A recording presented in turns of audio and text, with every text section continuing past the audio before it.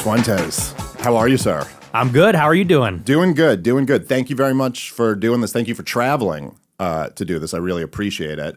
I've wanted to do this for a while. I felt like this was a show that was supposed to happen, which I don't often feel, but I've been feeling this way for a while. So I really appreciate you doing this. You know, me and you, we were just talking about it outside. I believe it was 2019. You did my podcast. We were like, Twitter had convinced I think it was something like people on Twitter were like, you'll never debate Nick the Knife or whatever, and I was like, in my mind I was like, I'm scared of Nick Fuentes. Okay, I'll go debate. And I didn't know much about you. I thought we had a really good show. We ended up not really debating. We ended up just nerding out on the stuff that we both enjoy. And then you came back on my show. It was like right after you had got kicked off YouTube, I think. So yes. That was like the thing. And then we did a debate, like a very broad kind of authoritarianism versus liberty type debate in, I want to say it was, I think, late 2020. Yeah, right? That sounds right. Because it was right at the end, I think, of the year. We were like talking about the year of the lockdowns and stuff like that. So that was five years ago. And both of us in the last 5 years have really pretty dramatically risen in stature, whatever, much bigger audiences, much more, just bigger audiences, more big moments, more, and so it just kind of seemed like a thing that should happen. And also, on top of that, we are both, I don't know exactly like what percentage it would be, but I think we have a lot of overlap in our audience. Like I hear a lot of people who are like, you two are the guys that I listen to. And we both kind of had this weird thing where, so like after I had you on, again, even though you were not nearly as big as you are now, but it was still like, what I got all this, outrage. I was constantly asked to denounce you. And then given my personality, I was always like, fuck you. I denounce you. Yeah. Like, what? And then, of course, more recently, when you were going on Candice's show, I was a topic of conversation there. So, and as I said to you when I first reached out to you about doing this, you were like, well, yeah, I mean, everyone's always asking you about me and everyone's always asking me about you. So really, it seems like we probably should just be talking to each other. And I kind of, in a weird way, and this is something where I just feel like I know this about you. When I first thought, I was like, oh, I think we should do this. And I think we should do it in person. And I think we should do I knew that you were going to say yes. I just kind of knew, like I knew you were going to be like, fuck yeah, let's do it. Like, anyway, I appreciate that very much. Absolutely, yeah, likewise. No, I feel the same way. I mean, and we both are from the Israel critical side and always have been, and kind of representing different factions, I think. Yeah. Because you obviously, your stories, you were the Ron Paul revolution guy, libertarian, and you come at it from the perspective of the wars, that the neocons are pro-Israel and they're driving the foreign conflict. And I come at it from the far-right Trump revolution. So it's like a generational thing. It's an ideological thing. And I'm also Catholic. You're obviously Jewish. So there's a religious element, an ideological element, and it's interesting how in this moment when everyone is talking about these issues, we kind of represent maybe two different sides of that, or like a nuanced difference in the Israel critical side. So it is, I said yes because I think it's going to be just a really great conversation. I think that you're super intelligent, know the relevant facts. So do I. We have some disagreements, but I think we agree on far more than we disagree about. But yeah, so I really just thought it'd be an excellent conversation. Yeah, I think in many ways, particularly amongst young people, me and you, in a sense, represent the spectrum. It seems to be of almost like where young people are going, whereas like there is no pro-Israel spectrum. It's like, are you like a kind of non-interventionist type, or are you more of an identitarian non-interventionist type? It's not really, that kind of seems to be the thing. And I was I'll tell you this, okay? I'm starting by making the pettiest of points, but I promise it's in service of making a real point. But so, because it might come up, like you've been doing a lot of big shows lately. You just did Patrick Bet-David's show, you did Glenn Greenwald's show, several others, and it may come off like that's why I'm now having you on. But just to be clear, as you will back up, I had reached out to you before you had done those shows, and this is actually, when I started thinking about it, was it was when Jordan Peterson went on the Joe Rogan Experience, I believe the last time he was on. And it was a couple days after I had debated Douglas Murray, which still to this day is the most viewed show I've ever done, and might be for a very long time. I mean, it's got like, I think it's got like 5 million views on YouTube, and then got another 10 on Spotify, and then clips everywhere. I mean, we'll see if we can beat it, but I don't know about that. That was a high bar. But so there was this big thing, and it kind of became like, the topic of conversation for a little bit. And so then Jordan Peterson comes in. And so I was real interested in that because, obviously he's working at the Daily Wire now. And so it was like, I know this is going to come up. I'm kind of curious what his take on this is going to be. Now, and I bring this up literally, I'm not trying to trash Jordan Peterson. I respect Jordan Peterson. I think there's many aspects of his work that were very valuable. I mean, I have a baby brother around your age, not a baby, but I still call him that. But and I bought Jordan Peterson's book for him. Like I thought his work was great for young men, and obviously I don't love so much the stuff he's been doing lately. But so Jordan Peterson comes on. I was curious what his take on the debate was going to be. I knew he was going to get asked. He kind of dodges it. He goes, "Oh, everybody involved did a really good job." Which, first of all, no one on the face of the earth thinks everyone involved did a very good job. Right. The range is insane Zionists who think Douglas Murray won and everybody else. Like there's nobody thinks he did a good job and he did a good, but okay, so he dodged that. And then he just goes on a thing about the Groypers. Mm-hmm. Now, he mentions the Groyper, he starts going off on psychopathy and who needs to be kept out and who can be allowed in. And okay, so first of all, the obvious that to me, I was like, well, first off, if we're talking about psychopaths in this context, that's where we go to. Right. There's people who don't like Jews. I mean, like, okay, man, maybe we'll argue about this a little bit later. But like, leaving that aside, because there's the destruction of a people. I mean, like Nikki Haley is signing bombs that are about to be dropped on human beings. And you want to have a conversation about who's a psychopath? And then also, I thought, like, to invoke you, without mentioning your name, but to mention Groypers, like, those are your fans. Like, it means your fans. So just mention the guys. It'd be like if you were like, there's a real problem with people who listen to Dave Smith's podcast. Yeah. They're like, well, then say. And so I remember just kind of thinking, like, that just seemed like really unfair. Mm-hmm. Here, you were not a participant in the thing. It wasn't even like a question about. And so it was like kind of, and then just being me, I was like, my first thought was like, Jordan Peterson if he's going to say that, he should sit down with Nick Fuentes. And then I was like, you know what? I should sit down with Nick. Like, it's been a while. And then it was something I just kind of kept thinking about. Anyway, it was just a bit of a rant, but that really was what got me first thinking, like, we should do something again. Yeah. Well, in that debate, I think raised a lot of interesting questions, because it is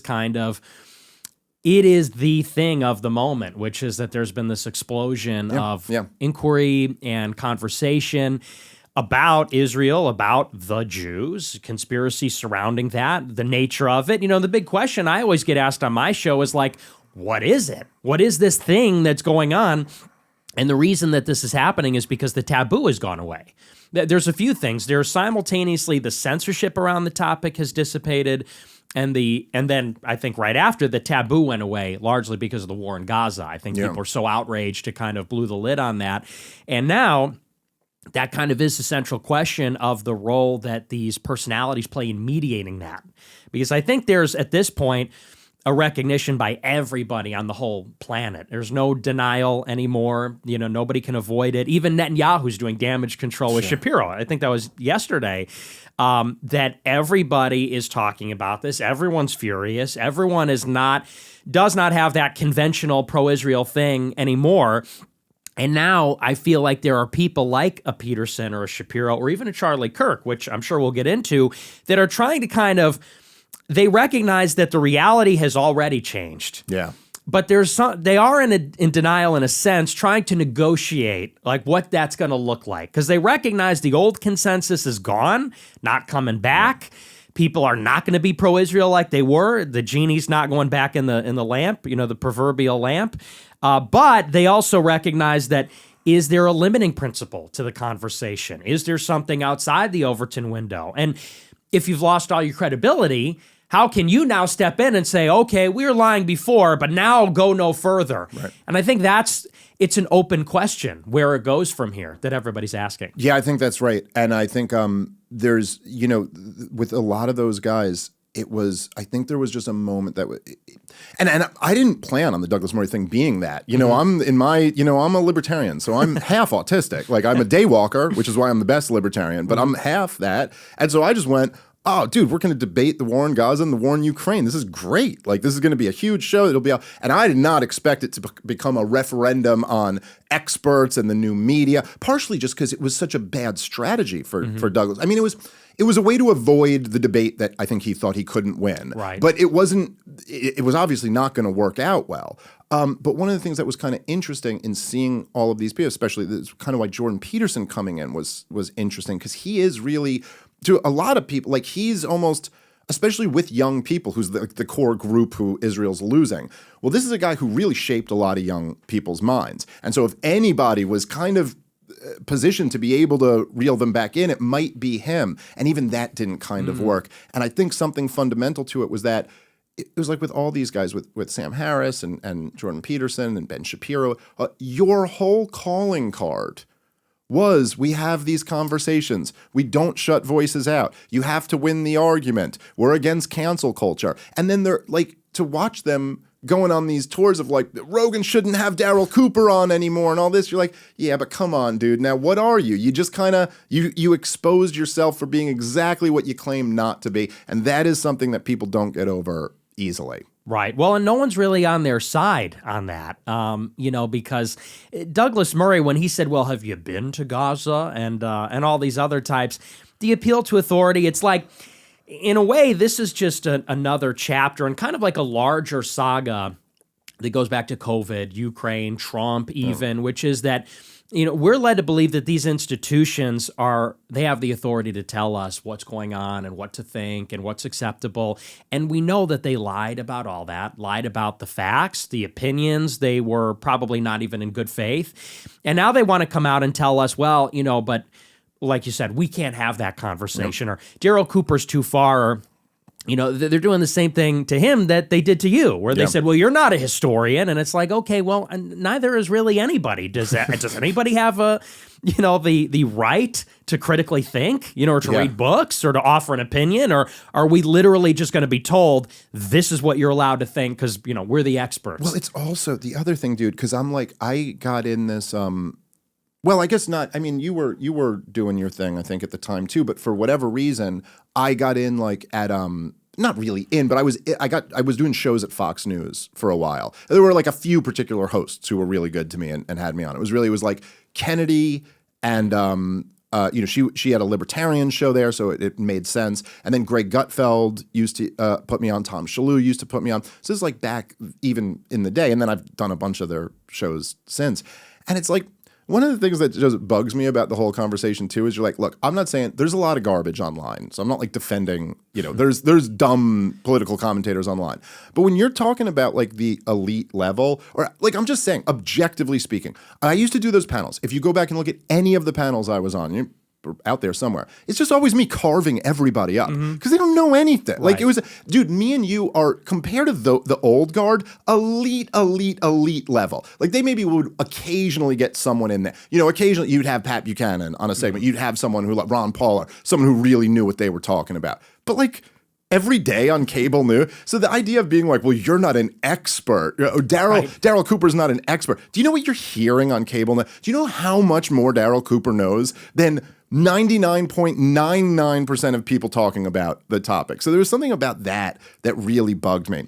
But I also think specifically with Jordan Peterson, I just thought it was like, dude, you're talking about a young man. You're talking about a following of young people. I thought your whole thing was like sticking up for them, not calling them the tetrad of evil or something like that. And not like as if you've done something unforgivable that you are now. It's like, I thought, like, it just seems like, okay, so then if you're saying that Nick Fuentes is leading these young men down the wrong path, well, then, okay, maybe they could use some Jordan Peterson in their life then, right? Right. Like what? Maybe you should take that. Maybe it's really important. I thought you're supposed to speak up for the voiceless and get all emotional and all that. Like, where did all that shit go? All of a sudden, there's one thing that's like a subject you're not allowed to talk about.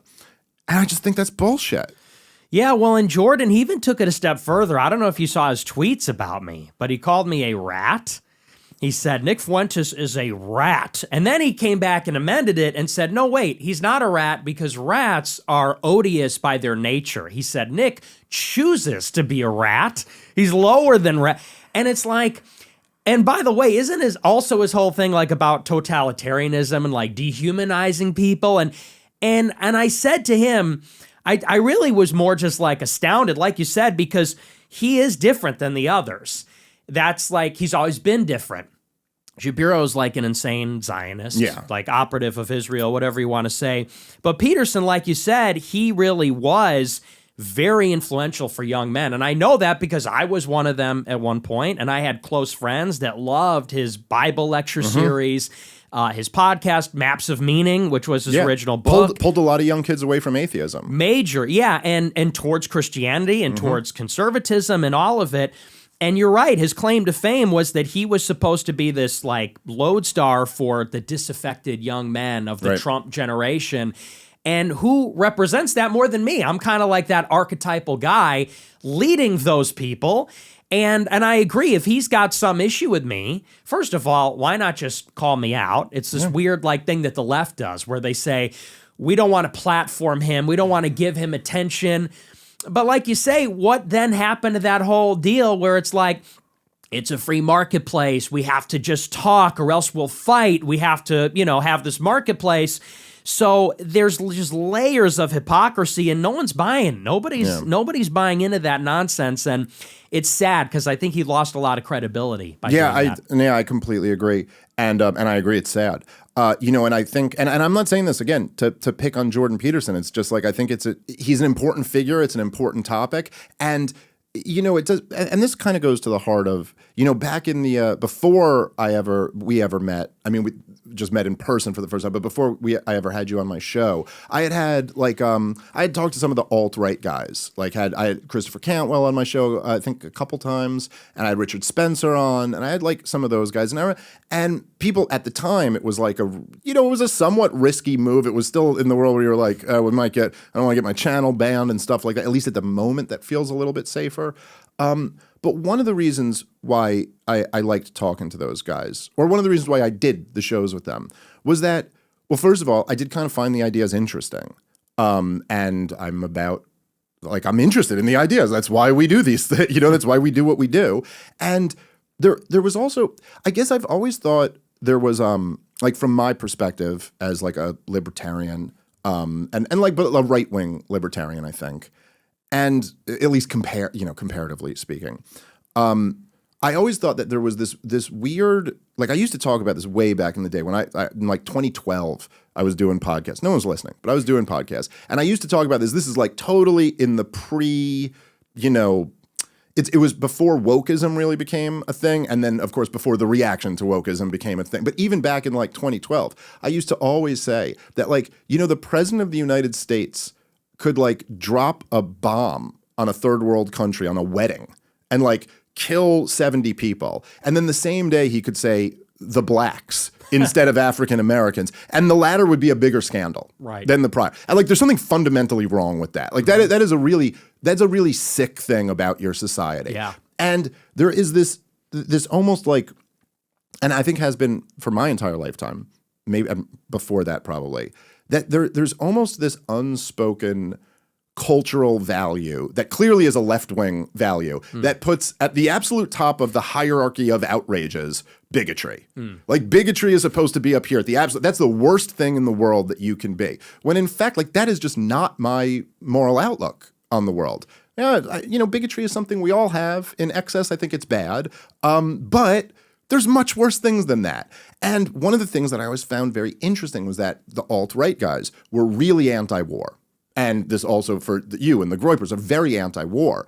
And so to me, in my world, like war is really a much worse thing than racism. I'm not sure how there's a counter argument to that, although we treat it like war is that's just policy, and this is the worst thing you can do. And so I immediately rejected that. And so in fact, with the Jordan Peterson thing, I'll leave him alone after this, but it's like, you want to talk about psychopaths? Like, sir, you were on record saying, give them hell.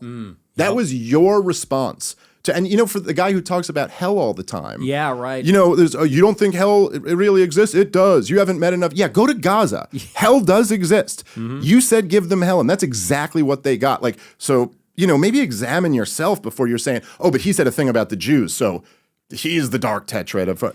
But then it just seemed to me on top of that. So that's like my worldview. Like, I don't actually think bigotry is the worst thing. I think it can be bad, but I don't think it's the worst thing. But then even from like, say, a liberal worldview, like, isn't like Daryl Davis like the big hero story? And I'm not like claiming that that's what I'm doing with you. It's not. Right. But like the idea of like, you're like, even the guy who you say is the famous guy who like converted all the Klansmen, well, he did it by talking to him and being decent. Just be cool. That's like rule number one. Like always, and that always seems so obvious to me, particularly as a Jewish person, you know.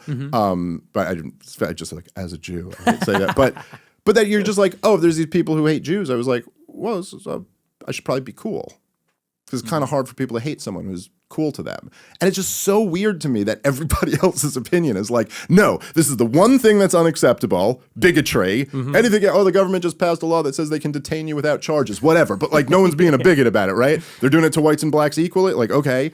And then number two, like, what is this thing that we ought to shut people out of the conversation? It seems so counterproductive and stupid. Well, and it's not even just bigotry. In particular, it's words.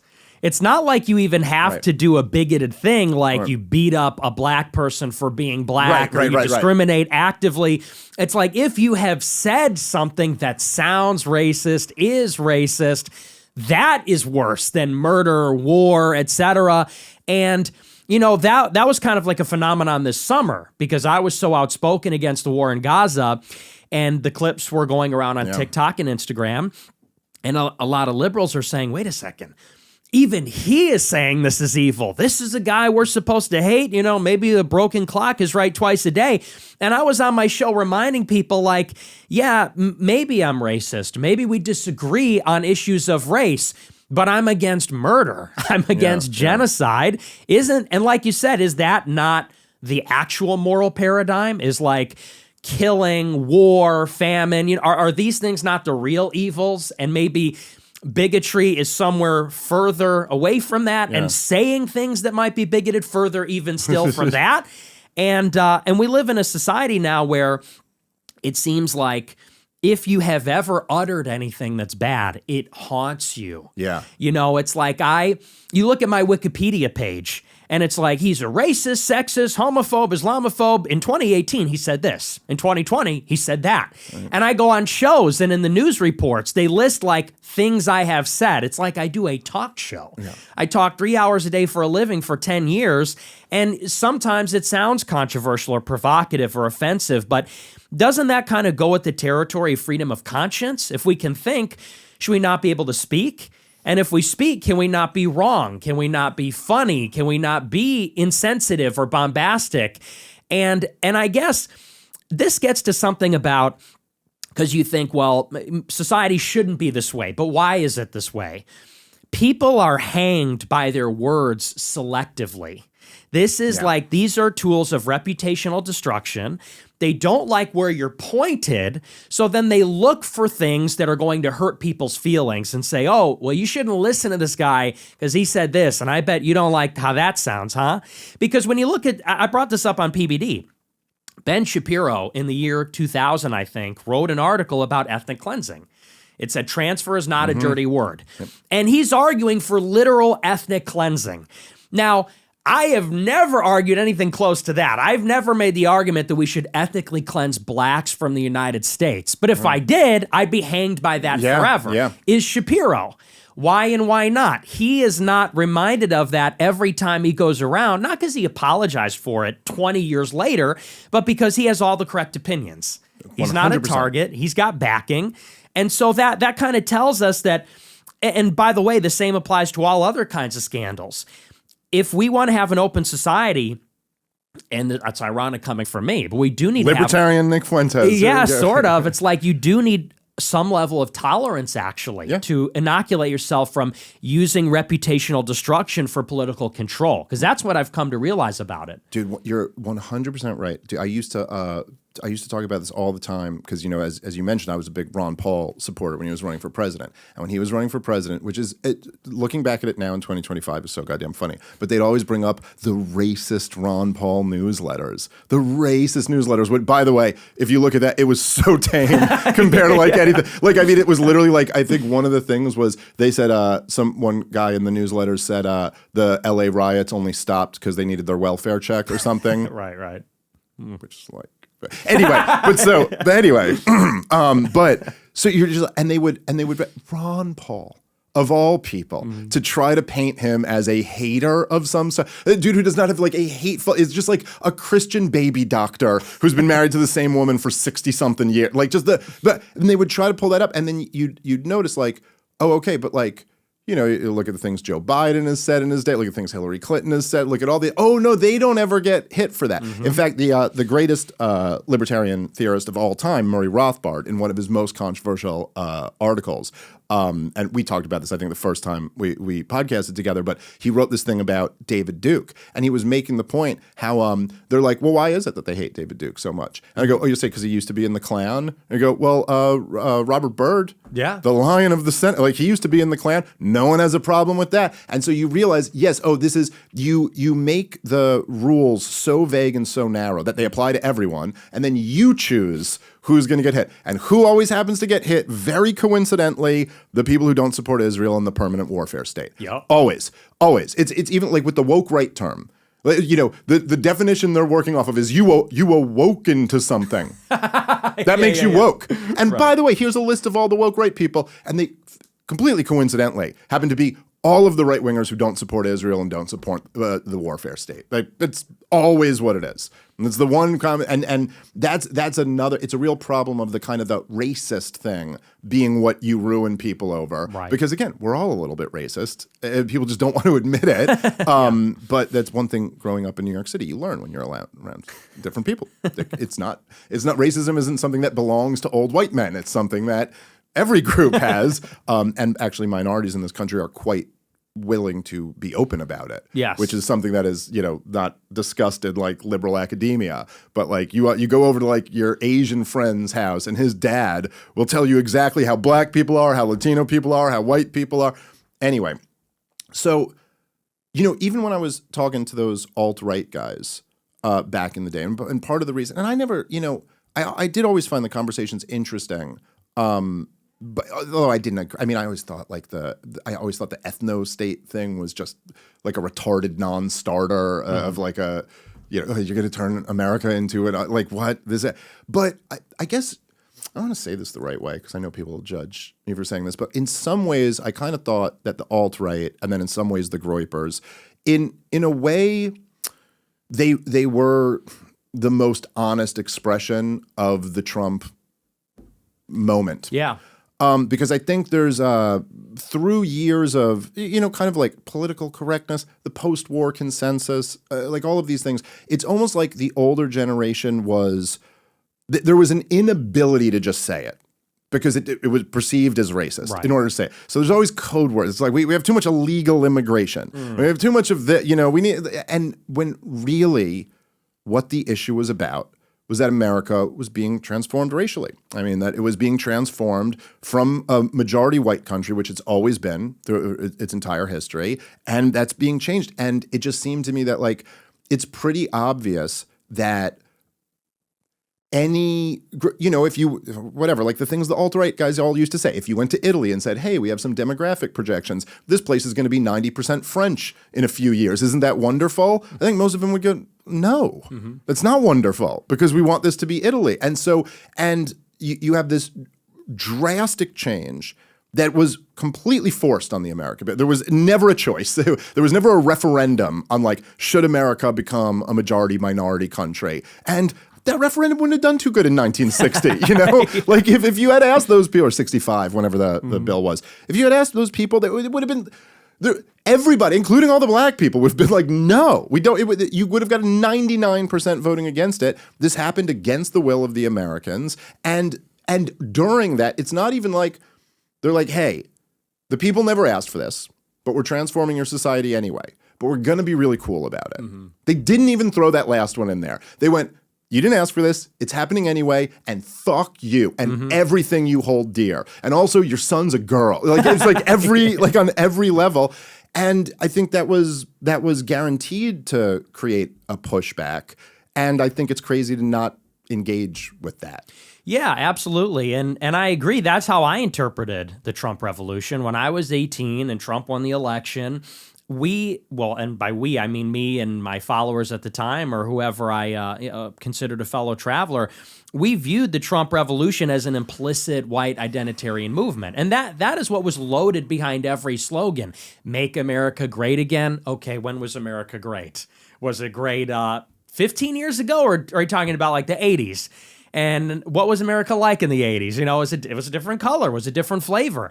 We're going to say Merry Christmas again. Okay, what does that mean? Who doesn't say Merry Christmas? Liberals and all these people that practice different religions, Muslims and Jews for that matter, although Trump was always pro-Israel. And we saw Trump as basically just an implicit expression of that, and over time would become more explicit as the changes became sort of ignorable, the demographic changes, the cultural changes. And I do agree with your point, because as someone like myself, these were the conversations I was having, as maybe like a higher IQ. Obviously, I'm not just like a resentful, angry white man who doesn't like change. I was looking at this and saying, like you said before, it's not maybe desirable that America changes. You recognize this is in progress. It is happening. It, in some sense, has happened. And as maybe a young person, though, and being precocious and also impulsive and immature, I was trying to find the vocabulary and language to talk about these things. And I was interested in opinions on this. And I did talk to people at the time who were willing to engage with me. They were few and far between. And they would say, is it really practical, an ethno-state? You know, and clearly there's going to be diversity, but how are we going to live with that? How can we preserve some semblance of our way of life? And I feel like if there was more of a recognition that we deserve that we deserve engagement, a conversation, recognition, you know, that our grievances are valid, that it's okay to not be okay with the things that are happening, maybe the movement would have taken a different direction, or maybe it wouldn't be so much rage and conflict and division. But it's like you said, people were told, this is the way it's going to be. Your neighborhood is destroyed. It's irreversibly changed. If you have a problem with that, it's because you're a bad person. If that makes you angry, we're just going to take away your voice. And if you riot, then we're just going to throw you in jail and ruin your life. And it was just kind of like, I said this on my show, doubling down, always doubling down, ignoring intolerance. I know that's like trite at this point, but ironically, you know, the proponents of tolerance were intolerant of anyone that wasn't on board and anyone that didn't look like the new American they wanted to make. And I think that in some sense, maybe my ascendancy in the past couple of years as well, and this is accompanied by and maybe caused it, the Overton window moving to the right on everything, on race, on Israel, on crime, on immigration. Now that people are kind of like banging on the door of the liberal elite saying like, get out, now they're willing to have the conversation. Now they're saying, all right. Okay, maybe we could talk about turning some of this stuff back. And I've said on my show, I just hope this is a moment when there's introspection and we do talk and we find a resolution, because my fear is that we blow right past that and the worst elements with the worst impulses, because they are vindicated in some sense, are going to take control of this, and it is going to be a lot of populist anger, real resentment, real rage, real hatred, cruelty, because I think that's a distinct possibility. Yeah, I'm glad you say that, and I completely agree with you. And I think it's a moment that there should be introspection for everybody, like myself included, you and your audience included, and also those liberals. I mean, because it's just, you know, like, and perhaps part of this perspective is just that I'm older than you. Not that I don't need to like play that as a card, but my point of reference, like I was born in the 1980s. And so I was born in 83. I grew up in the 80s and 90s, and this was a different country back then, you know? And I think one of the things that's been interesting, I'm really interested to get your point of view on this. One of the things that's been interesting for me about, say, like the cultural transformation, the most recent one that we've lived through, with the woke insanity being rolled back and the censorship being rolled back, which are very related, I think.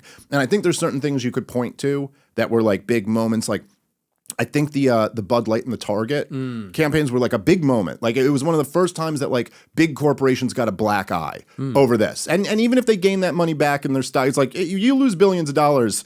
That starts getting people thinking about this stuff. And then obviously Elon buying Twitter, and then just kind of Zuckerberg wanting to be cool or whatever it is exactly. The government pressure being taken off. I don't know if we know exactly what it is, but like but one of the things that's been interesting is like, I think from people like my perspective, being 42, is that I think a lot of us were like, oh, good. Like we can go back to not having everything so racialized and having everything so, like just, I just think that stuff's not good. And then, that is not at all what's happened. And in fact, I think, like it's been kicked into higher gear. And one of the things I've been thinking about a lot with that is that, it's probably just from my perspective, being my age, it's much easier for me to go, all right, let's just go back to like what the before time, when before this woke insanity, things weren't that crazy, at least culturally. Whereas I think your audience, and part of mine, but more so your audience, which is younger, naturally, they lived through it in a different way than I ever did, and they're, you think about like that, what was the kid's name? Sandman, Nicholas Sandman. Oh, yeah. The guy, they tried to ruin this kid's life for the crime of being an angel.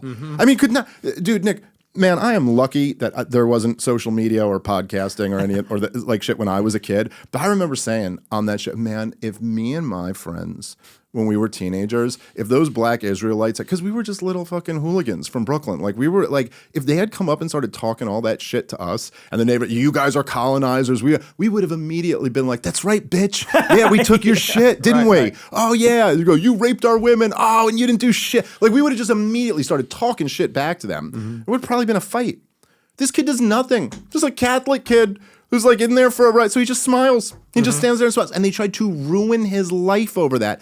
And I think, for a lot of people that you talk to, these are like, I'm not saying they were black people growing up in the Jim Crow South, but they really did come up under a system that was overtly bigoted against them. Where it was like, hey, it is the law of the land that you will be denied opportunities. We're looking to put women and people of color and everything except you, straight white man. We're looking at everything else. Your university hates your guts.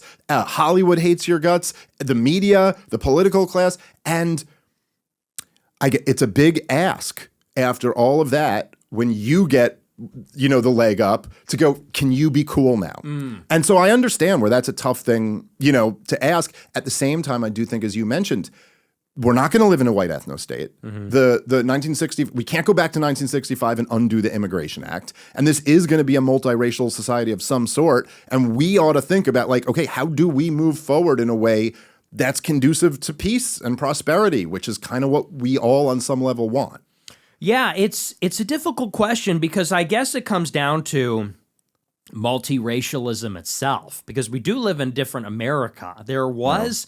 I'm told, the consensus in the 90s and the early noughts where people describe race relations as generally good. And, we could talk about why that is. I mean, people say that that's only after there was this intense anti-crime intervention, the crime bill and Giuliani and stop and frisk and all that. But people say things were pretty good. But America was also a lot less diverse. And so we've undergone this political transformation. And on the other side of it, we do have a much different America. And the question is, now that we really do have like these large groups of different races in the country, can there be a brand new political order that's based on understanding?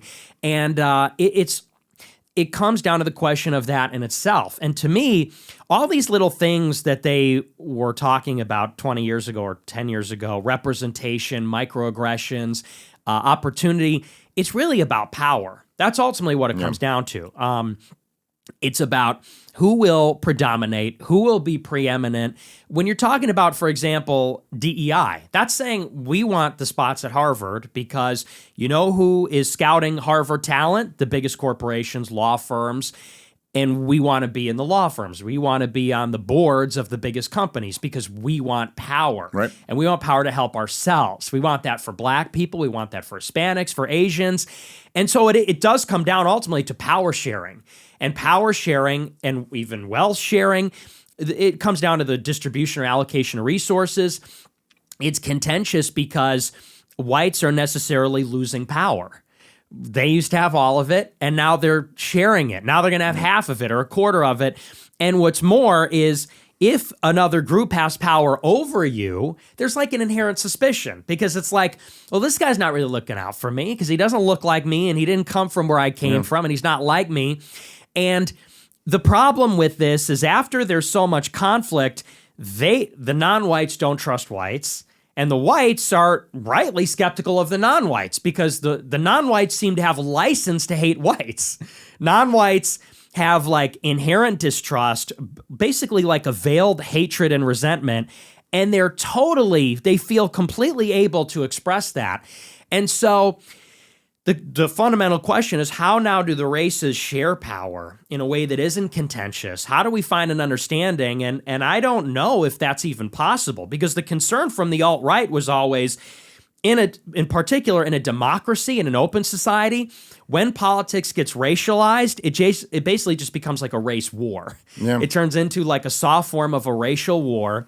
And, now they're saying woke right. I think the reason they're doing that, and they want to, just kind of get rid of identity politics and find a consensus, is because they want for the whites now not to fight the non-whites. They want a situation where, like you said, we're going to have happy liberal whites, blacks, Hispanics, Asians all living together. I just don't know how possible that is at this point. And that's where people start to talk about, can we disintegrate? We were forcibly integrated with immigration and after the Civil Rights Act. Can we now go our separate ways? I don't know that that's actually even a good thing, though. I don't know that that's even like a good answer. But I would say where it starts is just with honesty. Ultimately, there's got to be a recognition that there are legitimate grievances on both sides, and there are illegitimate grievances. Right. There are legitimate voices expressing those grievances that actually, because I said this on the Charlie Kirk show, after Charlie got shot, I think there was a real threat of like war. I think there still is, because left-wingers are shooting people and blowing stuff up, and eventually a right-winger is going to retaliate, and then is it going to be like the 60s and 70s? That's a question. But I said on my show after Charlie died, the important thing is, let's get a new consensus of people that don't want that, that don't want war, that don't want their opponents to die, that don't want to murder each other. I said, I'm Christian. I don't believe in murder. I don't believe in revenge. I said, and not all people are Christian, and not all Christians believe that, actually. And so I think moving forward, there needs to be an uncomfortable coming together of people that have grievances, legitimate grievances with each other, but who both want harmony, want to live in peace, don't want bloodshed, leaders from both sides to come together. But I'm not optimistic. I think that the most cynical, calculating people rise to the top. They will incite and exploit the divisions and try to vie for control. And I think, conflict is more likely than peace at this point. Yeah, it's very hard. It's very hard to keep those because it's so easy. It's so easy, And by the way, just because you mentioned it, and I did say this publicly a bunch, but I really did appreciate your episode after Charlie Kirk. Thank you for that. So it was. It reminds. I was on Piers Morgan debating that Brandon Tatum, the cop guy, and that was what he was. He said I was a terrible person for giving you credit for that show. And then his whole argument was like, he's like, Nick is disingenuous. Like, he doesn't mean that. And it's just like, whatever. I didn't even spend that much time on it in the thing, but it was just funny. It was like in my head, I was like, wait, so in your worldview, Nick is this disingenuous, he's the leading neo-Nazi. It's like, okay, so the leading neo-Nazi is calling for peace? Is that not, could we at least acknowledge that's preferable to the other outcome? But on the broader topic, I agree with your assessment, unfortunately, that it's kind of less likely that this has a positive outcome than a negative one. But I do think that, I look at it like I was born in 1983, which, to me does not feel like that long ago. I still feel like you, man, except my knees. My knees really don't feel like you. So I was born in 1983. This is 20 years, less than 20 years, 19 years after the Civil Rights Act, right? So it's like, it kind of does make sense in a way that perhaps there was like a different outlook only 20 years after the Civil Rights, and now it's 2025. Like, this is actually quite a bit further. This is 60 years after the Civil Rights Act now. And I do think that, like, in order to move forward, the only way to do this would be to declare, and man, I hate saying this word, but actual equality of some sense. Like, it would actually have to be like, look, nobody's getting discriminated against under the law. Either nobody has a right to have their special, their group interest, their group idea, or everybody gets to do it. Now, like, I think the way it worked, like when I was a kid, it's almost like there was a gentleman's agreement. Like, and there was a gentleman's agreement where it was kind of like, look, we know, like, bad things happened to minorities in this country in the past, and so we're not going to say, like, some of the things that we obviously know, and we'll even allow you to say a little bit about us. And that was kind of the gentleman's agreement. And at a certain point, it was like the progressive left particularly just broke this gentleman's agreement. And they were like, well, no, we're going to say everything that we want to say. And then eventually I feel like, the young white men were kind of like, okay, well then screw it. So then there's no gentleman's agreement anymore. Right. And, I remember, I remember, I'm sure you saw this when Scott Adams had that comment a couple years ago, I guess it was, that went super viral. Scott Adams, who's unfortunately is, I think, very sick these days. Me and him have argued a few times on Twitter, but I was sad to hear that. But he said the thing, he was like, my advice to white people is just don't be around blacks. Like, just move away, move to a different neighborhood where they're not there. And I remember first hearing that and going like, yo, that's fucked up, dude. And then, like, the second after I went, oh, that's fucked up, I went, this is exactly what I did. That is exactly what I did. I mean, I remember me and my wife were looking at the town that we ultimately moved to, and it's just like there was like a grading thing, when you look at towns and they're like schools, A+, like this, A+, this, A+, crime, A+, this, A+, and they go diversity, D-. And I was like, cool. Like, and it's not like I don't care, but it's like those other things are important to me, and they do seem to be attached to this one. And so it's like, I think in order to kind of put this fire out, there would have to be some type of system where it's like, look, like white people are they can't be discriminated against under the law, and they can't be discriminated against in other ways either. And they have to also be allowed to say what they want to say. And to your point, there are legitimate grievances that black people have. I mean, there is no, and this is my own bias, I guess, but much of it doing with government policy. Almost everything that's handed to them from the state is absolute garbage, and their schools are really bad, and there's like legitimate grievances there. I also think like welfare has done enormous damage, but you kind of can't just blame all your problems on white people and racism. I mean, that actually is not really what's holding black people back in this country, and I think we have to be honest about that if we don't want things to go in an ugly direction. Yeah, well, and I would say that a lot of what occurred under wokeism, I don't think it was all bad necessarily, because I think that, as I get older, I do recognize it's sort of funny. Like when I was a teenager, we were getting called racist for everything. Everything was racist, everything. And I feel like a lot of people started out saying, how's that racist? I remember used to, like you said earlier, if you called them black and not African-American. Right. In like 2012, that was a problem. Or colored instead of person of color, whatever. And he'd say, I don't hate anybody for their race. I feel like people have kind of gone full circle. And now 10 years later, people are like, they actually hate non-white people and go, yeah, I'm racist, so what? And I don't know, I feel like maybe that's a mistake in a sense. I mean, I've said I'm racist, but like actually genuinely harboring racial hatred is bad. I think it's good as a society we move past that. I think it's good as a society we move past a lot of prejudice. And I think I agree that the new consensus just needs to be, just like you said, that basic conception of fairness, equality. And it really comes down to specificity with the language. Like everyone now talks about, are you racist? Are you not racist? I say, yeah, I'm a little racist. I think everyone's a little racist. Yeah, we're all a little prejudiced, and we all believe in stereotypes. And what does that even really mean? But do I believe in cruelty? Hatred, violence? No. And I usually like to use those words because anyone who knows me, the number one racist, knows I'm not a cruel person. I'm not a hateful person. I'm not a violent person. Unless I'm put in a self-defense situation at my front door, let's say, because that is, forgot about that. Tends to happen, and I think that as a country, we could survive being racist.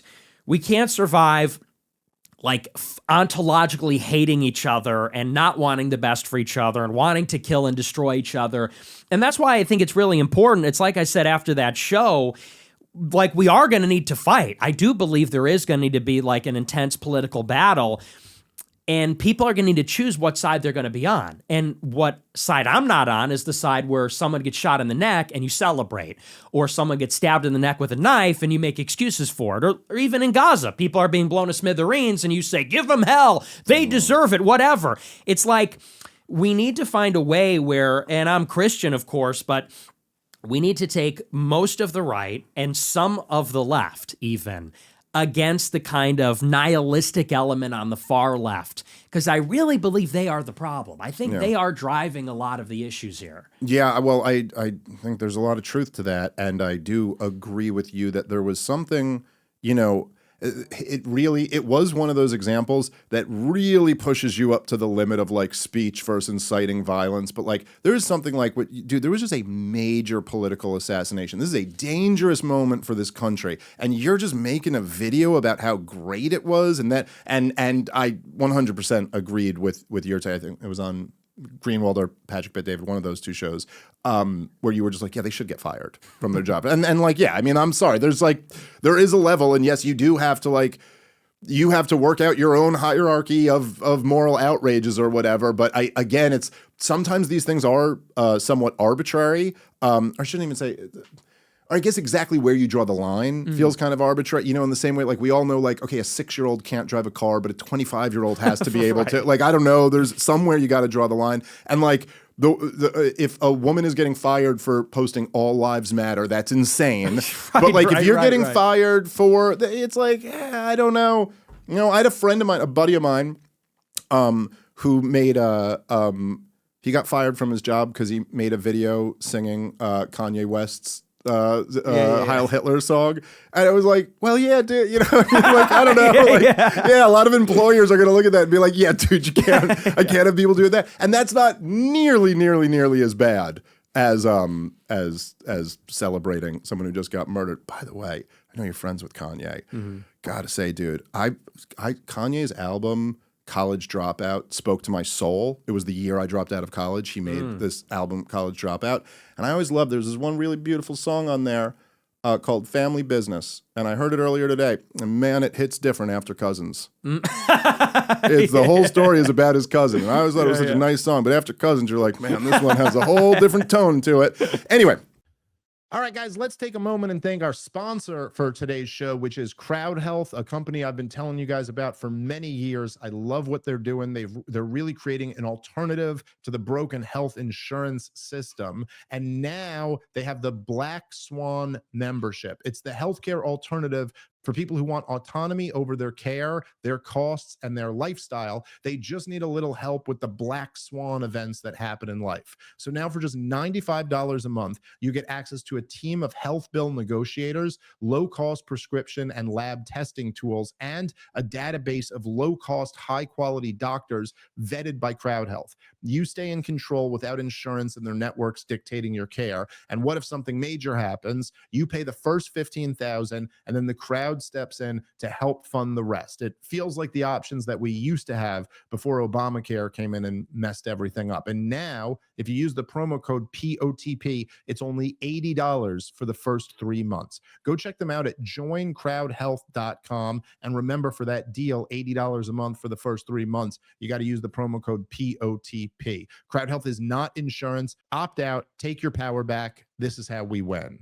All right, guys, let's take a moment and thank our sponsor for today's show, which is Body Brain Coffee. Go grab some at bodybraincoffee.com. Fellas, let's be honest, testosterone isn't just a hormone. It's the fuel that makes real men who they are. It's what lets you take action, lead your household, and be the kind of man who shows up at work and at home. And we have a major problem in our society that testosterone levels have been tanking for decades. And that is why Body Brain Coffee is so awesome. And I got to tell you guys, I've been drinking it for weeks now. It is delicious and I feel great. And of course, it is the brainchild of my brother, Louis J. Gomez, who has been the guy who's been supporting me, my comedy career. He's the guy who encouraged me to start comedy, to start podcasting, really been the guy who was behind the scenes, making part of the problem happen for so many years. And now he's got this amazing product. So I want all of us to go blow it up at bodybraincoffee.com. This is already a huge success. People are loving Body Brain Coffee,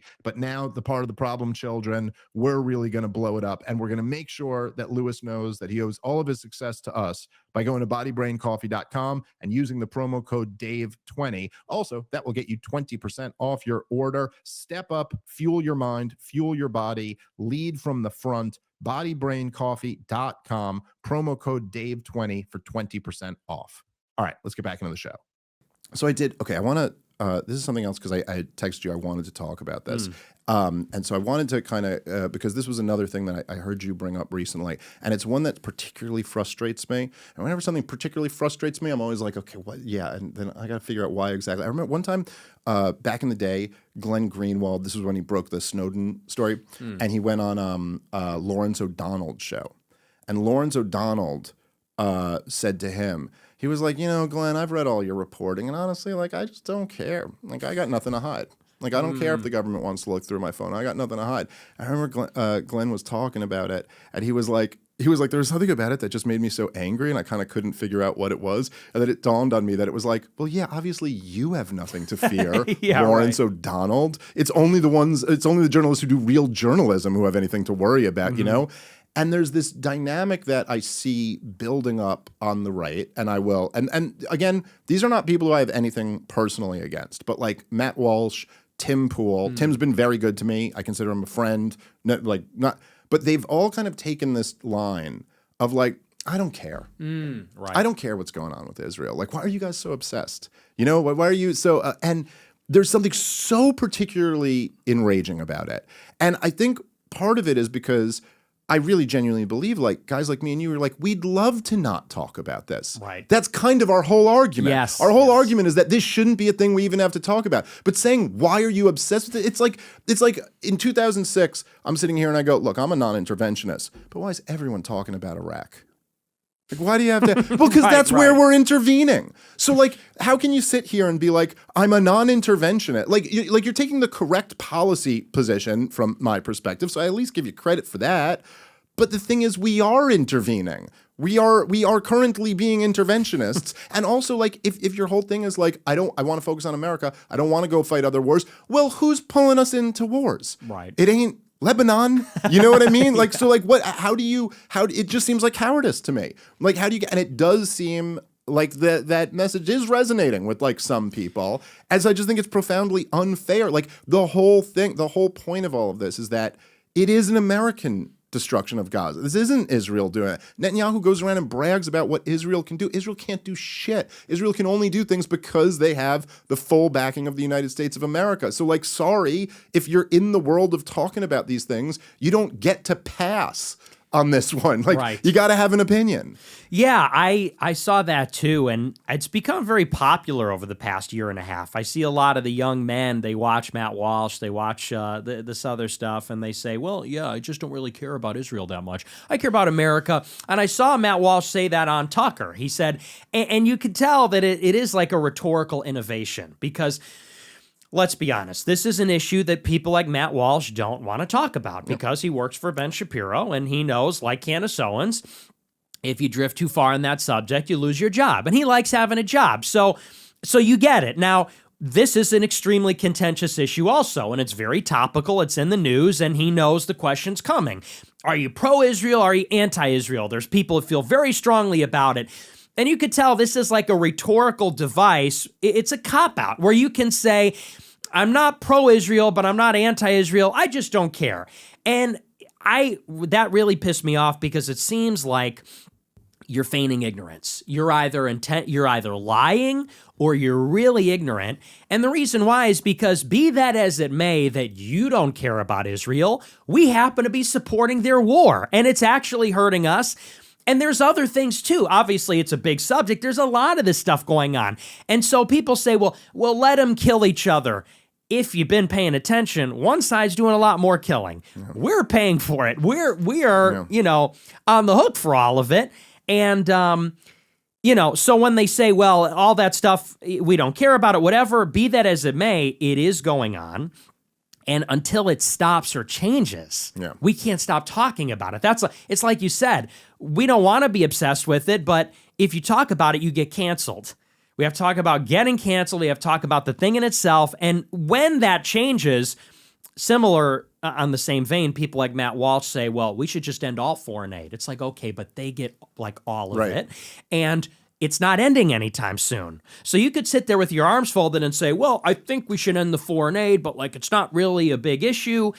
Well, then you're in favor of the status quo. And that's kind of the whole point, is like, even if you're recusing yourself or you're complacent, if you're doing anything other than actively opposing, you're passively supporting the ongoing status quo. And that needs to be said. Right. And it just seems like, as you said, there's a price tag to be paid for opposing Israel. And you don't wish to pay that price. And I'm like, okay, I understand that. But your entire worldview, even down to the non-interventionist, clearly says you have to oppose this. But you don't want to pay the price. And so you'll just go like, oh, you guys are obsessed. You guys are obsessed with this issue. It's like, oh, it's a pretty relevant issue. Yeah. And like, and it's a disaster for the Trump base. Right. I mean, it's like just politically, it's a disaster for the Democrats also. It's a huge part of the reason why they lost in 2024, and not just because their base was so against the thing, but because it sucked all the energy out of the room that they needed to be in opposition of Trump. They needed young people to be their shock troops like they were in 2016 and 2020. And all those young people were protesting a genocide. Right. And they just weren't going to turn around and be outraged by Tony Hinchcliffe, doing a routine at Madison Square Garden after that. It's just impossible. So it was devastating to them, but they're still going to support Israel no matter what. And now Donald Trump, they say, oh, look, they're destroying the Trump coalition. And it's like, well, we're kind of not budging on this one. Yeah. So I don't know what to say. Like, this is not, it's not just, first of all, just for moral reasons. Like, I'm not budging on an issue of genocide. I'm not doing that. But on top of that, just for sovereignty reasons, for the obvious, look, at the very least, even if you don't go nearly as far as me, let alone as far as you, Benjamin Netanyahu is a neocon at the very least, right? Like at the very least, he's a guy who testified before Congress advocating we fight the war in Iraq, in Libya, and advocates we fight a regime change war in Iran. If a guy with that track record was appointed as Secretary of State or as the Defense Secretary, every non-interventionist has to be against that guy. So how can you can't be for him? Like, it's just, and I do think that, I think there's like, they don't want to pay the price of being an Israel critic, but I think there's a new price that's going to come from not, taking a stand on this at all. I totally agree. And I have kind of made that my mission. People hate the Groypers because the Groypers swarm on the internet. And they sure do. They sure do, those bastards. Even among my good friends who happen to be Jewish. No, they swarm and they make people upset. And they're applying pressure. And that was something that I did very intentionally in 22. I did my AFPAC 3 conference. We invited Joe Kent, who was running for Congress, and he was America First. He's from the intel community, anti-war. I think his wife tragically was killed in Syria. And by all appearances, seemed to be a good faith critic of the war machine. Well, we invited him to our conference. He didn't show up. And then the next day, even though he wasn't even there, he disavowed me and said, I disavow Nick Fuentes. That's not populism. He said, particularly his views on Israel.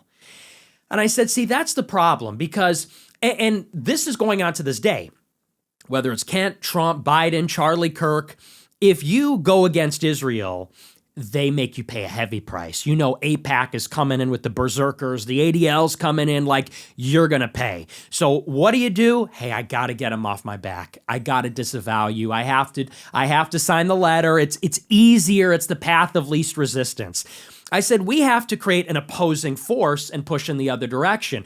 We need people to know that if you go too in favor of Israel or condemn the Israel critical right, you're going to pay a heavy price too. You're going to get, and we don't have money power, but we got people power.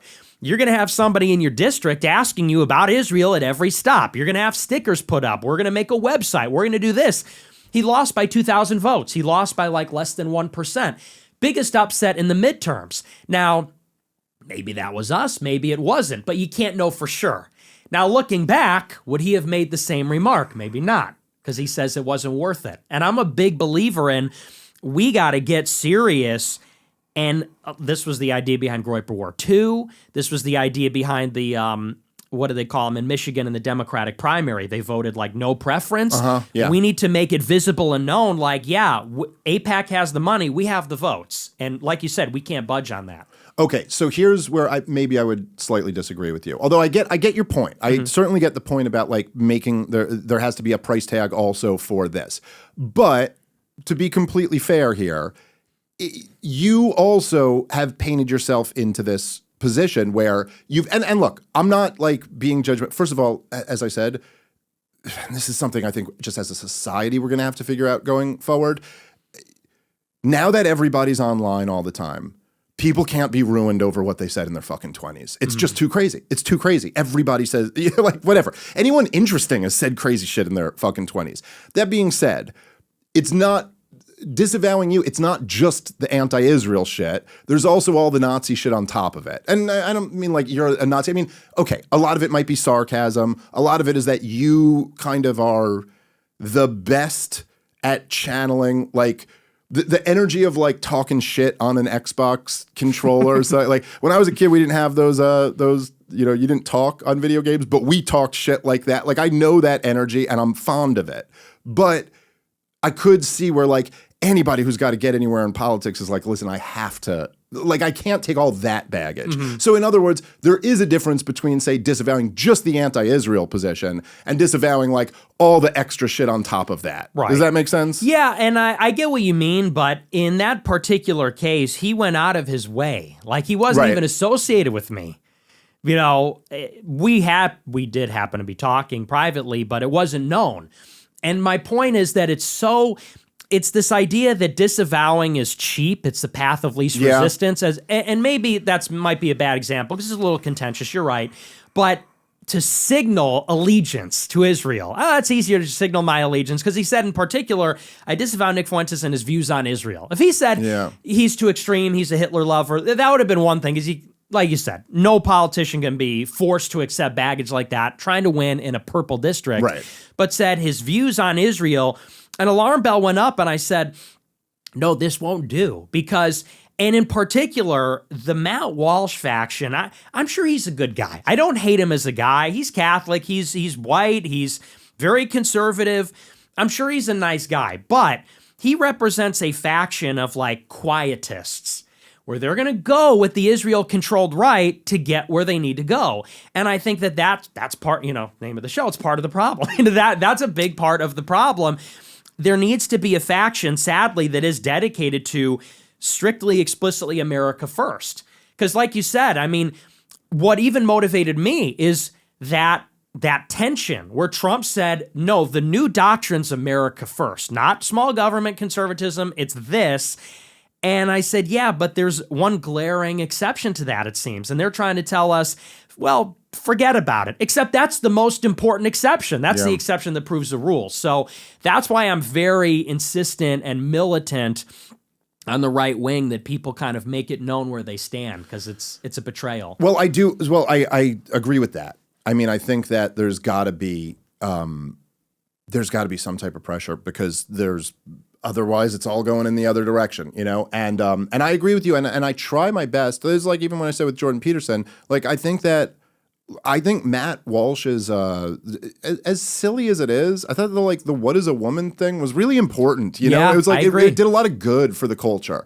And so you try to give those people credit, but at the same time, yeah, you're right. I mean, this is a very big issue of national sovereignty and American interests. And you're right. He's quite willing to go along with it. And I do want to, I'll say that, and I swear, I'm not just like saying this to preface it, but so there was, because I do want to talk a little bit about, the stuff that because we kind of had a bit of a public feud. No, like, and I don't care about like feelings and stuff, but I want to talk about the issues. But I will say this, right? So when I did the Douglas Murray debate, I had always, I've been doing big shows for a few years now, and I'm always taking the controversial issue of whatever the current thing is. And it's not because I just want to be a contrarian. Like, I don't know. It's just always wrong. And it's always so like when it was the COVID lockdowns, I was against that. When it was the vaccine, I was against that. When it was the Ukraine war, I was against that. And I would go on like Rogan's show right when it's a white hot issue and be making the case against it. And so I'd get a lot of like pushback, but I was kind of like used to the level. But then after the Douglas Murray one, I mean, I really rose up on Israel's most wanted list, and I was swarmed and in what seemed to be kind of coordinated, but I don't know. But there just all of a sudden, like my Twitter experience changed, and it's everybody with everyone with Hebrew letters in their name is furious at me and all this. And I had never really been like, I had never quite had that before. I'd never quite had like a mob after me like that. Mm-hmm. And here we are. This is happening. It's this year. I'm 42. I was under no real concern. Like at this point, it's like the censorship regime seems to have been rolled back. Joe Rogan's got my back. Tucker Carlson has my back. I'm kind of fine. Like I never actually thought Douglas Murray was going to get me canceled, Mm-hmm. So like I'm fine. I'm 42. I got a great job. I'm making really good money. I got a hot wife. I got beautiful kids, and I'm Jewish. I'm as inoculated against like falling into this as you could be. And I will tell you, man, like there were moments where I just found myself be like fucking like, dude, it's like by the time you're having the most disingenuous, annoying fucking like rabbi, like just and doing like the dumbest thing ever, they attack you, and then if you defend yourself, they go, he doth protest too much. You're like, fuck you. And it almost feels in a way like it almost seems like that's the point of their existence. Yes. Like it almost seems like Rabbi Shmuley, you're like, what fucking character from Adolf Hitler's play did you spring to life in and like become? And so, okay, so if I'm going to be completely honest, it's like, I see that, and then I go, well, let me try to put myself in the perspective of like when you were talking, it really hit home with me when you were talking to Patrick Bet-David about Ben Shapiro quote tweeting you and like how fucked up that is, mm-hmm. dude, to like go after someone and say you're so young at the time. And like so like I understand like getting pushed to the level of like, fuck the Jews. Like I get it. And I understand why I've seen lots of people get like pushed to that. And I would also say in addition to that, one of the things that's been kind of interesting to me is that there's been one of the parts of the campaign against me since then, which Douglas Murray himself penned in an op-ed for the New York Post, and every Ziobot or Zionist account on Twitter has said, is that I'm not really Jewish. Douglas Murray said in his article, he goes, Dave Smith claims some Jewish ancestry, which is just like so bizarre. And then a bunch of these people are like, they're like, well, he had one Jewish grandfather, but that doesn't count because his mother wasn't Jewish, so he's not a Jew, which is like the weirdest goddamn thing. And okay, so I'm starting this conversation with two pretty big concessions, but I mean both of them. And I will say that did kind of open my eyes a little bit to go like, well, look, why is it that they want to take that away from me? Like why is it that they must first remove that or at least attempt to remove that? And that is because there is a layer of added protection that you get. There is, and look, part of this is natural. It is tougher to convince people that a black guy hates black people. Now, you could be a black guy who hates black people, but it's just like a lot less likely. Yes. We all kind of giggle at, what's his name out in California, the blackface of white supremacy type shit. But I certainly would at least concede that there is at least a layer of protection to being a Jewish guy who criticizes Israel, and that's bullshit. Like, that's bullshit. It shouldn't be like that. Any American I was even going to say any American taxpayer, but that's stupid too. Any American. Doesn't even matter if you're a net tax drug. You have freedom of speech, and you can say what you want to, and you can have opinions about a foreign government. You can have opinions about a people. Like, you have the right to have that. And so I will concede, number one, I understand where there's a tendency to like kind of blame Jews. I also understand that there's an unfair degree of protection that you get. However, I think you were also very unfair in the way you came at me and saying that the only reason I'm on these shows is because I'm a Jew or something. I mean, it seemed to me, and again, I say this, like, I like you. I've always liked you. I say this, it seemed insane to come at me over that.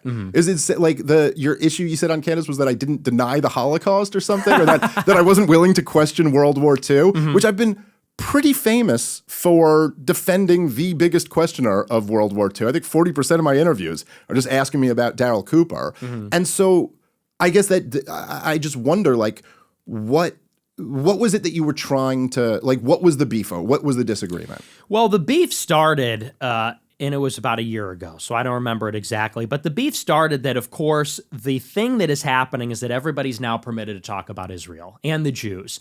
And everybody also knows that, and I know the world doesn't revolve around me, but I famously got, like, martyred for that, in a sense. And I'm not being dramatic. I mean, I lost PayPal, YouTube. I mean, they made it so that I could not have a career and I couldn't make money, couldn't have a bank account, was part of that on some level. I mean, that had a lot to do with January 6th, but I mean, being banned from PayPal is a pretty big deal, you know, and the rest of them, Venmo, like I can't get reimbursed if I buy a friend dinner or something like that.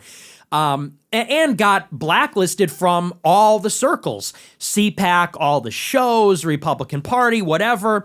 And I recognize that it's not only my criticism of Israel, but the way that I do it. But of course, that's at the center of it, is that in principle, I'm against Jewish power, influence, the Israel lobby, etc.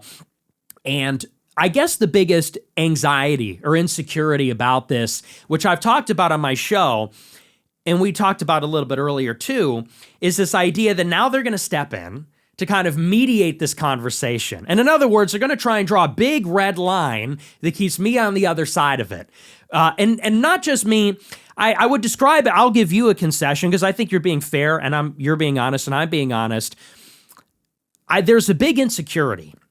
And by insecurity, I don't mean like I'm not the prettiest girl at the ball. I mean insecurity in the sense of there is this mass awakening. This is a moment where we can really get these issues into the conversation, and someone like myself is in the Overton window, let's say. And not just that I can have a career, but my ideas can really take off. And the biggest concern when this was happening, and what it appeared to me to look like, is that you and a few other more elevated Israel critics were going to kind of slam the door shut behind. They were going to kind of bring you in. And the reason they would bring you in is because you're Jewish, and that's part of it. Who was bringing me in, you think? Like you were on Joe Rogan. But I was on Rogan long before October 7th. But to talk about this. Yeah, but I was always talking about this shit on Rogan. I mean, like, look, I mean, I may have not been as focused on it because, fuck it, you know, this became the thing to be focused on. But all the stuff that I'm talking about and how involved Israel was, I was talking about, you know, before that. Like, Joe's a friend of mine. He's been having me on since 2016. I don't think he had me on because I was Jewish. No, not that he brought you on like, hey, I need to invite a Jewish person, but it's like, let's be honest, you did the whole circuit. You did Tucker, Candice, Piers. I think you were on Tim Pool. Oh, Joe. Yeah. These are all shows I was banned from. And what was, you got to look at it from my perspective, maybe to see my state of mind. Sure. You know, last year when Candice got kicked out of Daily Wire, her live chat was lit up every day. Bring on Nick, and she was deliberately ignoring that and didn't want me on. Now, I was banned on YouTube, but I'm also more extreme. Now, same is true of like Tucker, all the Tim Pool, people have been trying to get me on his book. No, I've seen it. Yeah. Right. And so, and why am I not allowed on? Of course, it's my view that I was canceled for this issue. And so to see you go onto the show, you know, and people say it's jealousy. Maybe there's a little resentment there too, but it was a bigger concern that as a Jewish person, and also, by the way, not just that you're Jewish, but as a libertarian, you come at it from a different place. You're a non-interventionist, a Ron Paul guy. And I even have this disagreement with Tucker on some level too. So it's not just you. My big worry is that, is the conversation going to stop at, we need to end all these wars and like the neocons are the problem. Because my critique goes further, and it says that it actually does have to do with Jewish identity. Jewish identity is so powerful and so potent. Jews refuse to assimilate. They're so powerful. They're so tribalistic. They're loyal to each other. Not all of them, but a lot of them. And that is actually where the Israel loyalty proceeds from. It's this anxiety. We need Israel because what happens if it goes south here? We need to be powerful in America to prevent a majority from rising up against us. And it's kind of that identity issue, which, and you know, that's why I'm open to talking to you or even somebody like a Bill Ackman or a Sean McGuire or a Shapiro and say, I recognize Jews are a part of America. They always have been, and they're some of the finest Americans actually. But people recognize it cannot go on this way where we have an open society, but they have this loyalty and kind of play by a different set of rules. And anyway, so my concern is that what it looked like to me is you're being brought onto the shows and they know maybe that you'll never go that far as a Jewish person, or maybe even as a libertarian.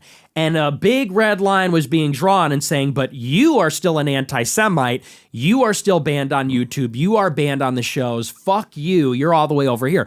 And that's why I like you and I respect you and I think you're brilliant. And I didn't mean to attack you as a guy, although maybe I crossed the line here and there, but you did become a very central, and you recognize it, influential figure in this big conversation. And I looked at you maybe as like, whether you intended to or not, as a mediating force or a mitigating force in the conversation. That's where I came at it from. Okay, so a couple things on that, because there's a lot there that's very interesting. So first of all, and I just tell you some information on this, right? So with Rogan, like we're good friends. I've also been on the show a bunch of times. There, about half the time I've been on, he asks me to come on. About the other half, I ask to come on. I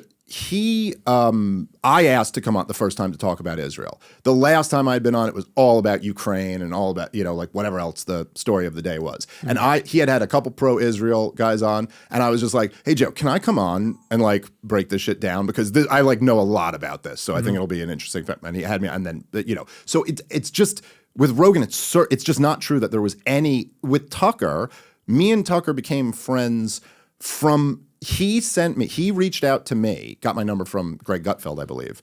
And he reached out to me after I had been on and did a thing breaking down the war in Ukraine. And he goes, dude, I think this is the best concise breakdown of the war in Ukraine ever. And then we just started texting regularly. And he never had me on the Fox News show, but as soon as he was off, he wanted to talk. But again, if you go back and look at the Tucker thing, at least back then, like, because this was earlier in the, in the conflict, whatever you want to call it, I was the one who was bringing it up constantly. Mm-hmm. Like, he was dancing a little bit. Like, I think he was still at a thing like, I don't know if I want to go this close to the sun on this one. Whereas I was like, no, we are driving right to the sun, and that's where we're going. Candice, I mean, like, again, we're getting into like what's in people's heads. She had me on Daily Wire, which, listen, whatever beef I will never stop being grateful to Candice Owens for just having me on at the Daily Wire. I just know that makes Ben Shapiro so furious. And I love that so much. I think she did that partially for that reason. But she also, at least what she said was she loved my Ukraine breakdown and wanted to talk more about that. And I think also part of that was, and I'm pretty sure this is right, but I just think she was hearing a lot of this stuff for the first time from me. Like she had just broken with Israel. And I think she had Norman Finkelstein on, but he had broken down like, the conflict with the Palestinians and the UN resolutions and stuff like that. But I was the one telling her about the clean break strategy and all this. And it was like new information to her, I believe. And so she was into that. And as far as like the other shows, Tim Pool, all the, like, I don't actually think it's correct that I was being brought on because I was Jewish. These were all relationships I had. I think I just wouldn't shut up about this issue. And honest, I don't think Tim Pool's trying to bring me on to talk about this, although not that he wouldn't. Right. But also, I would just say personally, which is, again, not the most important thing, but I understand you saying there's a lot of people that closed the door on you, but I'm not that guy. Mm-hmm. I'm the guy who had you on right after you got kicked off YouTube. And right. I also think like anyway, that was certainly not what I was going to do. Now, as far as the other stuff, which is a more interesting, broader conversation, I guess the counter to this would be that, as we were saying before with the racial, racial hatred and things like that, it's like The other way to look at it is that, yes, I am criticizing Israel. I am criticizing the Israeli lobby, and I am criticizing the most, what I see as the most relevant faction of that, which was the neoconservatives. And I'm also very critical of the people supporting what Israel's doing. But you are correct in the sense that I'm not saying it's the Jews, which does certainly seem to be, you know, like, I mean, racialism is like catnip, man. Like, it's like you saw it during wokeism and you see it during this iteration. I mean, people love going into that. But if I'm being completely honest, like, I don't think that's healthy for society. I don't wish to cross that line. And let me say it like this, because I apologize if I'm rambling long. No. I'll let you speak uninterrupted. I talk long too. So yeah, we're both long-winded.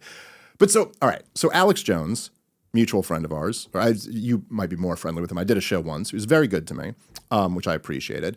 And I don't bring this up to bash Alex Jones at all. I'm just making a point. I keep saying that, but I'm bashing people. Anyway, whatever. I guess I kind of am. But so Alex Jones, as you know well, had 100,000 conspiracies.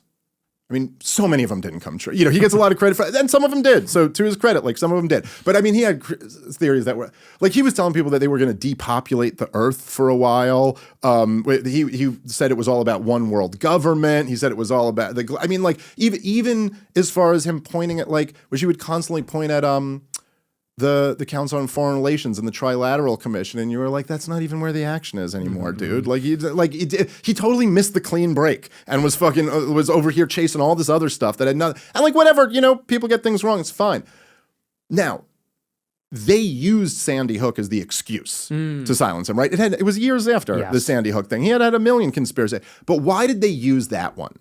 Why did that one resonate with people? Well, the reason why they used that one, and the reason why even people who like Alex Jones may have like a little bit of a disgust impulse when they hear about that, is because that one was unique to all his other conspiracies. Because every other conspiracy, the bad guys were the ATF.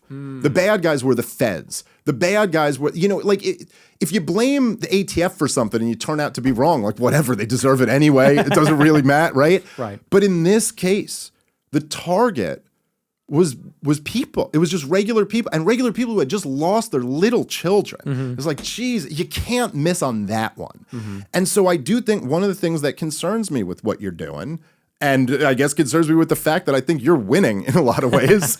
And I don't, you know, but I do worry about this disaster there, is that I do think so much of the energy you're harnessing does get pointed at just regular people. Like just, you know, until the Jordan Peterson clip, when I first started realizing we were going to have to do this, I had kind of just been like, the reason I was like, I don't think I'll do another podcast with Nick was never because I didn't like you. I always liked you when we talked. I always thought the conversations were really interesting, as this one is. The thing was just, it's just like an incentives issue almost. We're like, well, I don't know, everyone on this side is going to lose their goddamn shit, and then I have to answer a million questions about that, but fuck them, so that's not enough to get me to stop doing it. But then half your audience is just going to call me a fucking Jew anyway, and so it's like, what's the point here? And I think that, like, look, and I want to get into this more, but like, yeah, there are questions of Jewish identity. There are questions. Obviously, there's a relationship there. But the fact is that, say, look, the worst thing in my lifetime that Israel's done to the United States of America. I'm not sold on the 9/11 stuff. There's some questions there, but I think it's far from as conclusive. I think people are way out over their skis saying they know for a fact Israel did 9/11, but that's a topic for another day. But it was the war in Iraq. The war in Iraq is no question, and Coleman Hughes can try to argue with me about this, there's just no question that the neoconservatives and the Likud party and the whole Bush administration, you know, this was pushed in a direction. It's not the only factor, but it is more than what made the difference. Like, the war does not happen without the neocons and without Netanyahu. It just doesn't. And yet at the same time, Jewish Americans were either the best or one of the best groups on that issue. Jews opposed the war in Iraq way ahead of the general public. And like right-wing Christians were like the worst group on that. And so, but again, my target isn't them. My target isn't the people. Right. My target is like the people who propagandized them into believing that. And so if the thing is like, hey, I stopped short at like actually naming the Jews, it's like, well, yeah. because I don't think that's right. And I don't yes, there, and we can get into more of this, but no, Barry the dentist has nothing to do with any of this. And he, I think on some level, maybe I'm wrong, but I also don't think you're really trying to gin up hatred toward that guy. And so maybe that's why I stopped short of blaming the Jews. I think it's sloppier and not as accurate. Well, I'm glad you said that, because I think it's important just on a basic level to say that we don't agree on everything. Sure. We are distinct, and I wouldn't even say it's about further or closer. It's just that we are coming at it from different places. You believe it's the neocons, and it's in particular the War Party and Israel, and how those interact. And me, as an identitarian, I do look at the world through an identity-based lens, that you've got whites, blacks, Jews, and they all have political interest. They all identify as these groups. They group up based on them, and then those groups have conflicting interests. That's what politics has become, is meeting out those interests. Is it in the interest of white people to go to war in Iraq? No. But for Jews, yes, because they have this connection to Israel. And same about all these other things. And so, even getting back to our beef, we could quibble about, I don't think that there's some conspiracy. I don't think they got together and said, let's invite Dave because, he's going to maintain censorship and Jewish control. I don't believe that. But I do believe that you clearly take the more moderate position, or even I would say the more liberal position. As a libertarian, you're like a lowercase l liberal in the sense that you think that it's, like you said, it's not Jews in themselves or Jewish identity in itself. It is particular people in power, in particularly the state, that are doing these violent policies, whereas me, it is maybe a more radical rejection of liberalism. And I think that, maybe you're informed by your Jewish identity, or you're just ideologically believe that. It is a more moderate position, and they platform that because that's the version they want. That's the version that is safer for a Tim Pool or whoever. That's the version that the system is maybe comfortable with. That's what they might be willing to accept. And they don't want to take it to the place of the Jews for the reason, maybe for the good reason you described. And by the way, I'll give you another concession because I want to be objective. There are people that are legitimately hating Jews right now. There are. I saw in Florida, they're pulling up on Jews with water pistols and spraying them with water. And I got on my show and I said, fuck that. Yeah, I said, and I appreciate that. Yeah, because I don't believe in that. I'm not a piece of shit. If I saw Ben Shapiro on the street, I saw him on the street and I said, hey man, why did you do a speech? You didn't say my name. I didn't run up and try and fight him. Yeah. And I don't believe in attacking. They made it out like you did. Yeah, right. Like I attacked his kids or something. Yeah. Human shields, right? But he picked up his kid when he walked across the street. It's like, okay, bro. but I don't believe in picking on random people. I'm not a cruel or hateful guy. And you do see that. And that video bothered me in particular because if people start to think it's okay to do that, the ADL isn't necessarily wrong about the idea that it is slippery slope. You pull up on somebody with a water pistol. Okay, what if it's a paintball gun next time? Is that really okay? That people are going to be harassed and shot at with a airsoft gun or a paintball gun? No, that's bullshit. And that's denying basic dignity, basic rights. That's not Christian. That's not American. And there is an excess of that. And I agree that it should be sort of contained. But I think there's a fine line between that and saying that it is a bigger issue than the neocons because, when it comes to these influential Jews, like Larry Ellison, let's say, he's not religious, but he's tight with Netanyahu. Jeffrey Epstein was tight with the left in Israel. And to the extent that, you're right, Jews were the biggest critics of the Iraq war, in many cases, there's liberal Jews, but they're liberal because that's a strategy for Jews to succeed. They have these debates. What is best for the Jews? And like Brett Stevens at the New York Times, he mentored Bari Weiss. He says, Trump, oh God, I hate him so much. And he sucks, He's a neocon, case in point. Yeah, I got in a big fight with him on Gutfeld's show years ago. He was such a smarmy prick. Anyway, whatever. But douche. Oh God, it's the worst, the worst. Yeah, but he says in 16 or 17, he goes, Trump is bad for the Jews because he is opposing the liberal values that have been so good to us as Jews. And it's like that sort of encapsulates when, like the ADL, for example, gets criticized. They say, well, the ADL's making Jews look bad.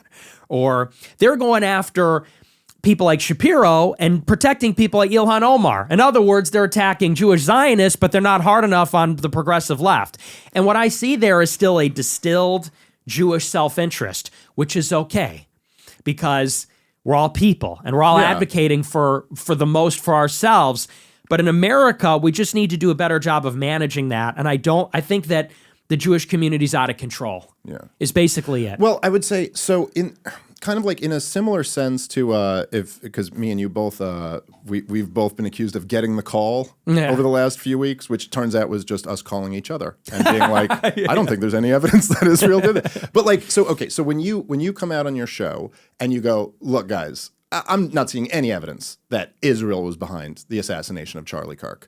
And then people go, oh, it looks like Nick got the call. You're like, okay, but like the much easier answer is that he just doesn't see any evidence that is right. And like people, it's like you're jumping to a conclusion. And I will say, I think you might be guilty of doing a little bit of that too. When you go like, well, look, they want the conversation controlled. It's like, or an easier answer might just be that like they've seen your hits. And they go, yeah, well, I don't want to bring a guy who's saying Hitler has aura on the show. Like, I'm open to, I do think what's horrible, what's happening to the Palestinians, but like, no, I don't think we need to go like that. So I think there's like probably, look, dude, you make your bed. You were, nobody I don't think that I know is denying that you were like horrendously mistreated when you were very young. But also since then, like there's an energy that you harness when you do that shit, and you know what you're doing with it, and that's not to say you're being disingenuous. I don't mean that at all. I just mean like you understand kind of like harnessing this radical energy of like, nah, dude, I'm staking out this position all the way over here.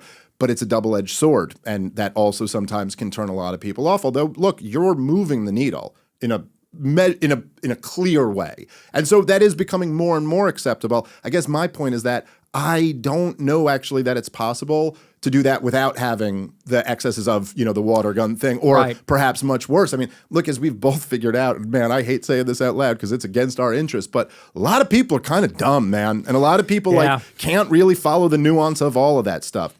But to the broader, like kind of Jewish conversation, I mean, look, I'm not saying it's like strictly the neocons, or I wouldn't even say that like, obviously, the neocons, the majority of whom were Jewish, it's not just like, I'm not claiming like, oh, they just happen to be Jewish. Like their Jewish identity obviously plays a central role in why, they feel the way they do. Mm-hmm. And there's no question that Jews, I think, and this is something I've, spent a lot of time speaking out against, because I just think it's really, there's a sickness in Jewish culture that I think is unhealthy.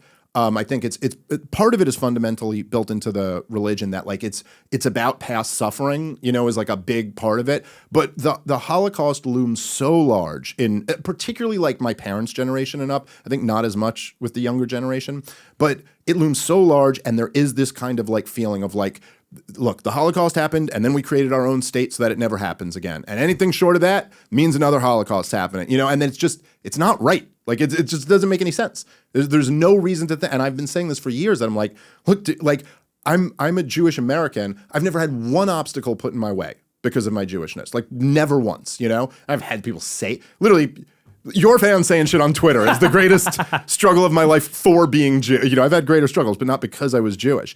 And I think what's appropriate when even if the story is like, oh my God, your grandparents were so horribly mistreated in Europe, and then you came to America, and now Jews are 2% of the population. They're overwhelmingly successful. I think the attitude should be like, well, we're really grateful to America. Mm-hmm. We really love this country, and we should have nothing but loyalty to it. So like I'm against the fact there is something like that in Jewish culture, but then again, I think it's only reinforced by people, like when they see people who they perceive as being like neo-Nazis, to be like, see, that's proof. That's proof that in fact there is this huge threat. And I think in some way, it seems to me like it's almost, in some ways, you and the Zionists have accepted a fundamental framework that I think a lot of the rest of us are trying to like push back on, which is that like to oppose Israel isn't to oppose Jewish people, and that's kind of stupid. This is an actual government. Now, also, I should add, like, all these things are complicated and intertwined. There is no question that part of the reason why Israel has become so dominant like say the Mossad has become so dominant, is because there was a diaspora. It was an advantage that almost no other intelligence agency had, that you had pockets of people who you could reach out and touch, who could at least somewhat reliably, if they were called to do something for Israel, would take that as like, okay, I'm, in some way preventing another Holocaust. Like that was a huge advantage for them. And so like, again, I'm not saying like there's more complex and interesting questions. I guess, again, I'm not trying to like Big Brother you or anything on this. Yeah. I guess it's just like even that message that you were just sending of like, hey, we're not trying to target, people. I think like if you are to win the day on this, and we want to avoid something really bad happening that, I think none of us want to see, I think stressing that is probably important. And also, it's just like you see it. I mean, I know because you talk about it, like the low IQ slop shit, where it's just kind of like, dude, this is okay. I know forever you weren't allowed to touch that button, and so you're touching the button because you weren't allowed to. But a stupid point, it's like you're allowed to touch it now, dude. Yes, and it's just not that impressive. It's kind of like a silly argument. Although I will admit it's quite funny at times. Well, yeah, I mean, the edgelording, even for me, has lost its appeal. It just seems passé because 10 years ago, you couldn't say that stuff, and that's what made it provocative. Yeah. And now you can say it. So, and also, it's been done for 10 years. So, internet edgelord, oh, you've never met someone like me before. It's like, we've all seen that. But I would say that here's how I would characterize the issue, because I hear that a lot, that the Zionists and the anti-Semites are sort of in the self-reinforcing loop. And I would say that how I would characterize the problem is that, in some sense, the Jews are rational. The neocons are rational, because what they're saying is there's kind of two answers to the Jewish question from the Jews, which is we need to return to the land, because only when we have another Jewish kingdom will we have sovereignty and be able to protect ourselves. There's another answer to the Jewish question, which is if we push liberal universalism, everyone will tolerate us. If we push religious tolerance and racial tolerance, right. Then people see us as themselves or the greatest among the nations.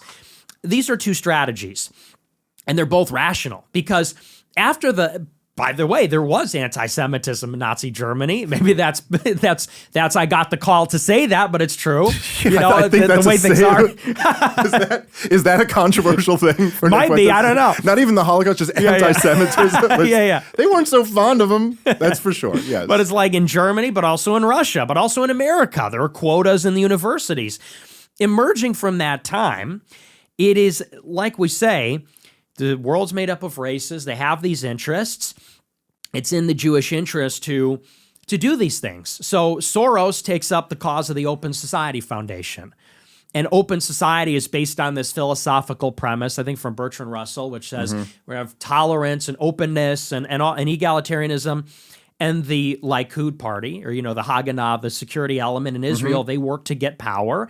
And they say that to make the world safe for the Jews, we need Israel. To make Israel safe, we need control over everything west of the river. To do that, we need to destroy all our enemies in the region. Like, there is a rational chain of law. When they say Israel has a right to exist, they mean we can't exist if we're staring down the barrel of 10 countries that hate us. There's a logic there.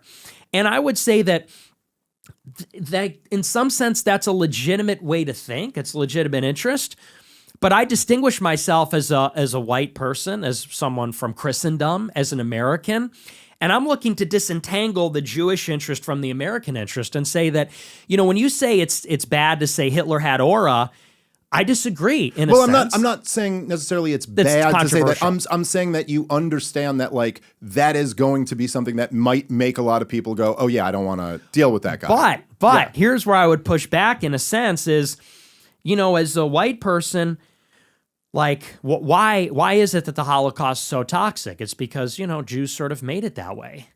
Like, we don't look at the Holodomor the same way. We don't look at China. And all these arguments. I think that's a totally legitimate argument. It's something I've been saying for years, too. I think that the idea that Jews have a monopoly on World War II is like insane. And right. or that anybody should like prioritize past Jewish suffering over other sufferings. I mean, like, yeah, it's a horrible thing happened, but can I just sure, go ahead. So, when I say Hitler had aura, I'm trying to basically set a new paradigm where, you know, it's like as Americans and moreover as white people, it's like that doesn't have the same impact on us emotionally.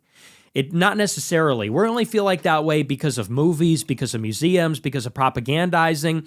And, you know, so when I look at like Larry Fink, Bill Ackman, David and Larry Ellison, I look at them as part of a corporate entity. Like they're not individuals that happen to be Jewish. They are the Jews. They're organized. They work together. And as an American, I basically want to take power from them and give it back to Americans. And that necessarily is going to make them weaker and more vulnerable as a community. And, you know, so when they say that's anti-Semitic, it's like, of course, everything that's taking power from them to give it to us is going to inherently like bolster the narrative that they're becoming more vulnerable.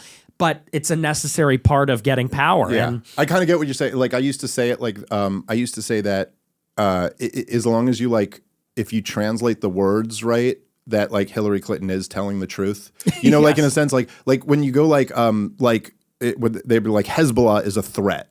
And the truth is that Hezbollah is a threat to Israel's ability to occupy southern Lebanon. Right. Now, they leave that part out of it, you know, or if they say like Iran is a threat, it's a threat to the American empire. Like it's a threat to, yes, this is, so in that sense, you know, like when Hillary Clinton had the famous one where she said, I think it was that Vladimir Putin has put his troops right up on NATO's doorstep. yeah. Then it just shows you like the mentality, but like yes. she's not lying in a way, right? So I would say, this is how I look at it. I think that in the same sense that right-wing Christians in America were convinced that it was in their interest to go overthrow Saddam Hussein because, you know, he was going to give the nukes he didn't have off to the terrorists who weren't friends with him or whatever the line exactly was. I think a very similar dynamics going on with Jews and Israelis. I think that if you look at the position Israel was in, say 3 years and a day ago, they have by far the most sophisticated, most advanced military in the Middle East.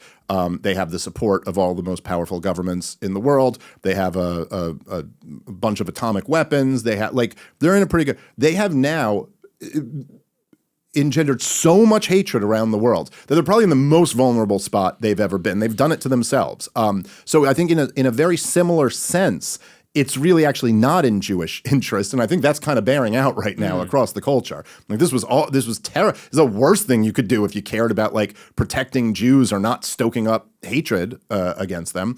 And so I look at it more like even when you're these guys like Bill Ackman or George Soros or people like that. But yeah, you're pointing to people who are in the club. I mean, George Soros is essentially a wing of the CIA. I was literally just the other day because I was looking up.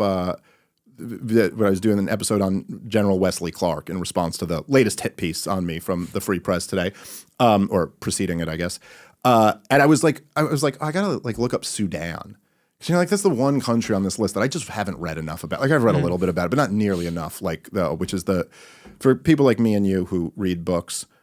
Which, by the way, does put you in the top 1% of political commentators already. Yeah, no joke. But the thing is, you're just always behind. You know, like there's just always 10 books you're supposed to read that you haven't read yet. And you're like, God damn it, you're so aware of what you don't know, you know? And then someone who knows absolutely nothing is like, you don't know what you're talking about. You're like, I know I don't know what I'm talking about. I know, but you know nothing of what you're talking about. But anyway, so I was like, and I literally just Googled it. I was like, so what? I know that they broke off, and I didn't even know who was involved in it. I know the southern part of Sudan broke off, and there was a civil war there. It was like, let me have something like southern. So I just like literally Google Sudan secession, civil war, something like that. And like the first thing Google gives me is like the George Soros Open Society, why Southern Sudan needs their independence. And you're like, oh, okay, here we go.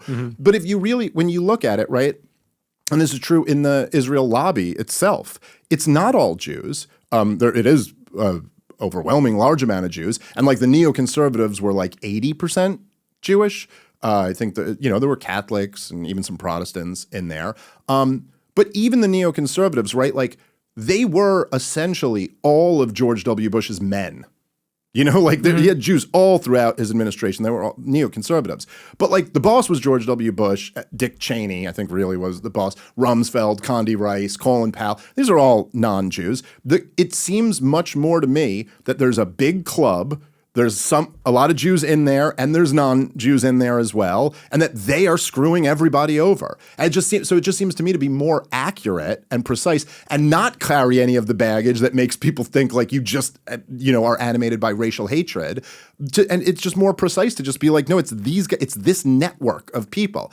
And even when you're looking at like, something like it's difficult, and we are all guilty of this at some point, of like assuming the conclusion, of starting the argument with the end result that we have. So even when you look at like, okay, well, this Jew is pursuing this strategy, or this one is pursuing this strategy, the overwhelming majority of Jews are pursuing the same strategy that most people are pursuing, which is like, I want to raise my kids. I want to have decent health care. I want to have a decent life. I want to hang out with my buddy. I don't think they're pursuing these grand political strategies. I mean, no more so than anybody is, who just like, they have their disposition to like, I'm liberal, or I'm conservative, or I'm this. Certainly I would grant that Jews are probably less likely to go down a path of Jew hatred for obvious reasons. But I think that it's much more like, there are these group of powerful people. They are, by the way, the entire machinery, I think, is actually, I don't know if I want to say it's more based on business than ideology, but business is like a huge, huge factor in all of this, right? Like, it's not as if the Zionists weren't able to gain so much control of the American military machine because simply they tricked everybody or something. It's because it was good for business. Mm-hmm. And you can watch this. I mean, all the neocons went and they made their independent relationships with the military industrial complex. Look at all those Bill Kristol think tanks, and who's funding that think tank? Oh, look at that, Lockheed Martin. Ain't that a coincidence? Right. And so in the same way that, like there are, say, thinkers like John Rawls or John Maynard Keynes, who are like beloved figures in Washington. But it's not because any of them read the books or care about the argument. It's just that they prescribed more power for Washington, D.C. Mm-hmm. And so Washington, D.C. is like, you made an excellent point. It's not like anyone there was like, they were reading Hayek or something and then reading, Rawls and going, this guy's arguments are superior. It's just good for business, man. Yeah. That's a big part of it, at least. Well, I don't disagree at all, because that's sort of the nature of institutions. They're self-perpetuating. They'll prescribe themselves bigger budgets and more missions and things. So I totally agree with that. That's the professional managerial class, what they do. Right. But where I would push back is saying that, let's say, for example, like Larry Ellison. Larry Ellison is the second richest guy in the world. They're buying the media. Him and his son are buying TikTok. They're buying CBS. Who does he put in charge at CBS? Bari Weiss. Bari Weiss was helped by Hazony and Brett Stevens. It's like, that very clearly is a Jewish club. And they're cutting through society. And yeah, they run in other elite circles. And yeah, they have their accomplices that are not Jewish. Even, look at the Trump administration. Trump brokered that deal. He's a Gentile. But he got money from Miriam Adelson. And his grandchildren are Jewish because his son-in-law is Jewish. And it's like, it's almost like that exception doesn't prove the rule. And you're right about the Vulcans, Condi and Bush and all them. They're Gentiles too. But it's like, it seems that society is always being pushed by this organized minority. Because you're right, there are Rawlsian liberals that are white, and there are, evangelical Christians that are white that are neocons. But it just seems like the Jews because by definition, they're organized in a way that nobody else is. Like Bush is not organized as a white guy or even very much as a Christian. But you do have like a World Zionist Congress. You do have a World Jewish Congress. You have the, Conference of Major American Jewish Organizations. I don't even think people realize the extent to which Jews are organized in community centers by Chabad, in university with their fraternities, and in business, and in their localities. It's like they're extremely organized. And as far as the average Jew is concerned, yeah, they're not running the banks. I don't think your average Jew is like a spy, but I do think that your average Jew is inherently distrusting of like patriotism and nationalism. It's like Sarah Silverman said when she saw her white boyfriend put a American flagpole on her lawn, she said it reminded her of Hitler. How many Jews is that attitude prevalent? When they saw Trump, they thought the same thing. Fascism. They said it could not happen here. It's sort of that same attitude. And I think, here is what I will concede. I think that by we, I mean me, if my movement wants to have power and really put America first, it means we are going to have to sideline, by definition, Jews that put the Jewish nation first. Yeah, well, I think and Christians too, for that matter. I mean, like, I disagree. I think America's well, a Christian country. I'm saying Christians who put Israel first. Oh, for that matter, yeah, too. for so sure. I'm saying, which there are plenty of. Sure. And look, it's a huge part of this, because you talk about the like kind of organization, but I think that's very true for evangelical Christians who are constantly having preachers, tell them that like this is your duty, is to have this political outlook. There's tens of millions of them in the country, and like, look, you can always say, well, that's the Jews manipulating them, but again, it just seems like this is presuming the conclusion. It's like, are we not being manipulated though in that way? Of course. No, I'm not denying that. I'm just saying it's not just Jews at the top of doing the manipulation. And I agree, but that's where I have to come in as a Christian white American and say we have to disentangle these things and say, wake up the evangelicals and say, look, this is not, you're American, you're Christian. They are not Christian. They are not American. It is not in our interest. We have to take our own side. I think that there's the perhaps because you're Christian and I'm Jewish, but when you're talking about evangelical Christians, although not Catholics like yourself, you go, well, we got to wake them up and make them realize that. And I feel the same way about Jews in general. It's like, we got to wake them up and be like, yo, you're not about to be Holocausted, and you don't need to support this in order to avoid one. And that's much tougher to do when everybody on Twitter is saying the Holocaust never happened, but if it did, it was good and it should happen again or something like that. So that would be that. Let's do. So I just always completely lose track of time on these things. Let's talk about Charlie Kirk. Yes. A little bit. Because there was, me and you both, as I mentioned, have gotten a bunch of heat for not like immediately jumping to these conspiracy theories. Although, like, as I've said the whole time, I'm like, I'm open to it. Like, show me what you got. I do, though, think, and I've talked about this a bit on my show, I know you have on yours as well, I do think that the story of Charlie Kirk, though, and his relationship with Israel is really interesting. Yes. Yeah. So aside from the conspiracy stuff, and I guess that my friend Candice, who your dear friend too, I'm a big fan. Yeah. She just last night released evidently some screenshots of a group chat where Charlie had said, he was very frustrated with a Jewish donor who I guess had pulled some money from him. And he had said something about like, I'm going to not be able to be a Israel supporter anymore. Certainly doesn't tell you anything pointing to his murder. But it does certainly show you that like, if that's true, and I'm assuming Candice like isn't posting a screenshot that's made up. I think Candice has more integrity than that. So if that's true, man, Josh Hammer and these guys have been being really dishonest about what really happened with Charlie Kirk. And I will tell you this story. I don't know if you've heard this before. I apologize to the fans because I have told them this before. But so my only experience where I debated Josh Hammer twice, I think I was telling you this outside and then we got distracted. But so the second time I debated him is at this Charlie Kirk event.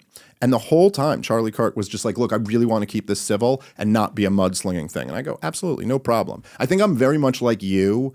In that sense, I think we're very similar, that we're both kind of guys who actually really do care about the ideas and the issues. And if you approach us with like, let's debate these, it will 100% of the time be a substantive conversation. However, if you want to be vicious, like we're also okay with playing that game. Like, and you're like, I will be more vicious than you. I mean, maybe not you, but just about everybody else. You're not going to, and like, maybe I should be a little more mature than that at this age, but that is how I am.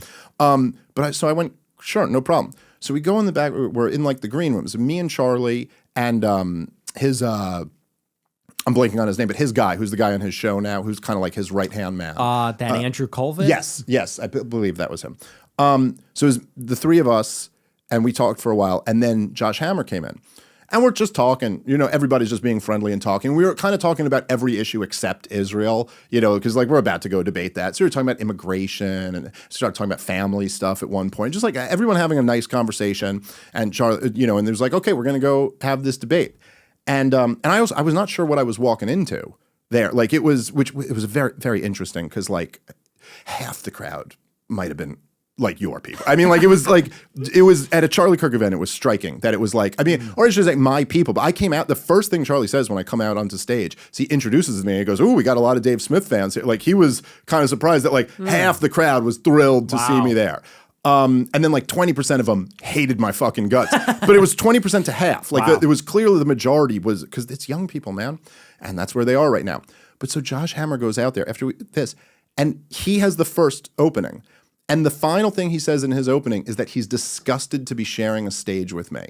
And I just thought there was something about that I was like, what a fucking snake you are. If it was the last communication I ever had with Charlie Kirk was me texting him, what a fucking snake that guy was after all that. And then Charlie just said something diplomatic back. He was like, it was aggressive or something like that. Yeah. But I just thought on like a dude level, and I guess maybe this is part of the reason why me and you always kind of had like a mutual respect and liked each other. There's just something where you're like, who does that? Yeah. Like, who the fuck does that? Like, you're so comfortable being duplicitous that you'd sit down. Like, if I was about to go on a show with you right now and do this and be like, I'm disgusted that you're across the table, I wouldn't have had that 20 minutes of nice chit chat with you outside. It would have been like, no, we're doing it like that. So anyway, I say all of that to just say, I don't trust that guy one little bit.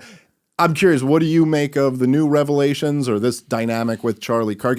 It's a weird spot for you to be in, being such a like, you know, rival and an antagonist of a person, and then they're killed in this horrible way. And so it's a weird spot. But what are your thoughts on this latest? Well, you know, I agree with how you said it, which is, look, I mean, if someone other than Tyler Robinson killed Charlie Kirk, I'd of course be very interested in that, but I just don't see evidence for that. And people are trying to.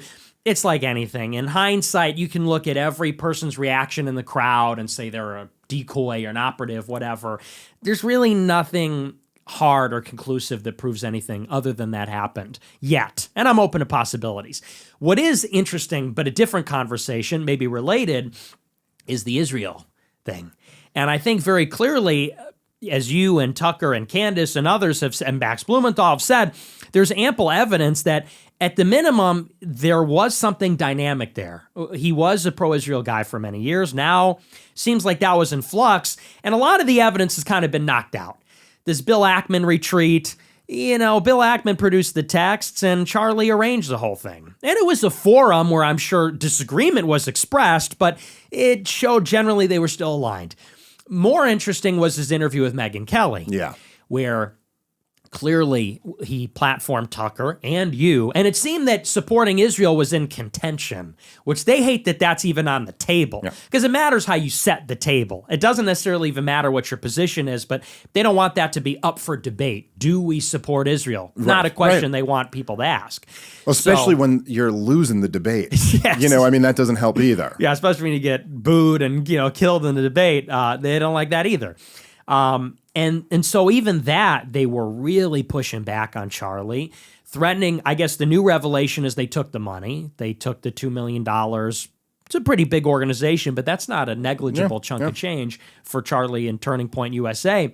And he goes in the group chat, and assuming, like you said, that it's authentic, you know, that is, I think, the most stark thing we've heard from him on the record, where he says, I have to leave the Israel camp. And I would say that's even different than what he said on Megyn Kelly. Because on Megyn Kelly, he said, oh, you're going to call me an anti-Semite? He sort of stopped himself. He said, well, you're going to lose me. That's what he was going towards. Yeah, he said, you're not going to lose me. He goes, but I'm going to be deflated. In that text, he says, I'm out. And I would characterize that as I was his rival, and I'm very cynical about him. He was kind of caught between a rock and a hard place. He was really in the middle because, like you said, it's young people. They are Israel critical, and he had to go and defend the bullshit to them at the campus, in the arena, in the pit. You know, so it's easy for them in the ivory tower to say, yeah, we love Israel still. He's actually having to get the shit, and 100 Groypers on the line saying, why do you still love Israel? And I think that he recognized it became a liability and started to try and accommodate everybody, Tucker and the other side, Candice and the other side, the Groypers, so to speak, or the Dave Smith people and the other side. And the other side wasn't having it. They said, you better get the fucking line or we're pulling the plug. And I think he defiantly said, I will not be bullied. I thought it would have been interesting to see where that would have went, but sadly we'll never know. Yeah, no, I completely agree. And I've always, you know, I kind of took, I took what he was saying in that thread like a little differently than I guess some people did. Like I always thought the dynamic with Charlie Kirk was kind of that it was like, look, he's the guy who has to keep the young people on board. And he's by definition, he has to be a big tent guy. Yes. Because he's trying to win. You know, he's in a different game than me and you are in. Yes. You know, like it's a whole different thing to be like we're in the business of telling the truth as we see it. We're in the business of breaking down the ideas and how we view them. And as you said, at times, even like stretching the Overton window and maybe even accepting that, like, I'm going to be speaking to the remnant here. I'm going to be speaking to one group of people, but hopefully this group will move the broader conversation. A very different thing to be doing a get out the vote campaign. You need everybody involved. And I think that I think Josh Hammer is not lying when he says he was doing everything to keep you out. Like that was the goal, is like, we are going to cut the line here. But just with the new dynamics of where politics is now in this real, like a revolution in media that me and you have both been living through and being, you know, active participants in, it was like, okay, but you're big enough at this point that, like, okay, cutting Nick Fuentes out and then everything else is a big tent. Okay, you maybe could pull that off. Mm-hmm.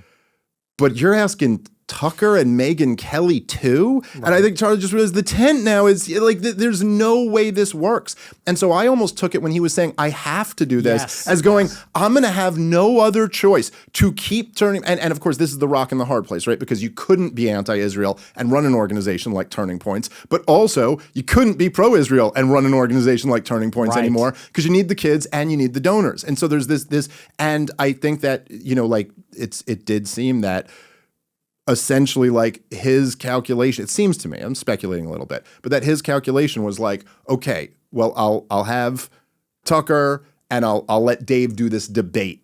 And then I can be seen as like, hey, look, I'm facilitating the conversation. I'll do all this. But that was way too far for the back. They were like, yo, what are you kidding me? Like, I mean, these are the people who, like, they thought, when Mom Donnie, say a million things about the guy, he's probably going to be very bad for this city that we're currently in right now, you know, and also is just like very cringy and awful in a lot of ways. But the fact that he said, why this is coming up in a New York City mayoral debate, do you favor a one-state solution or a two-state solution? What the hell does this have to do with New York City? But he goes, I favor one state with equal rights for all. And they went, Adolf Hitler. Because you fucking nuts. Like, that was supposed to be the gotcha. Like, in what world is the bad guy the guy who's going, I think everyone should have equal rights? It's just, but so to them, there is no distinction between any of us. You know what I mean? Like, it's all kind of the same thing.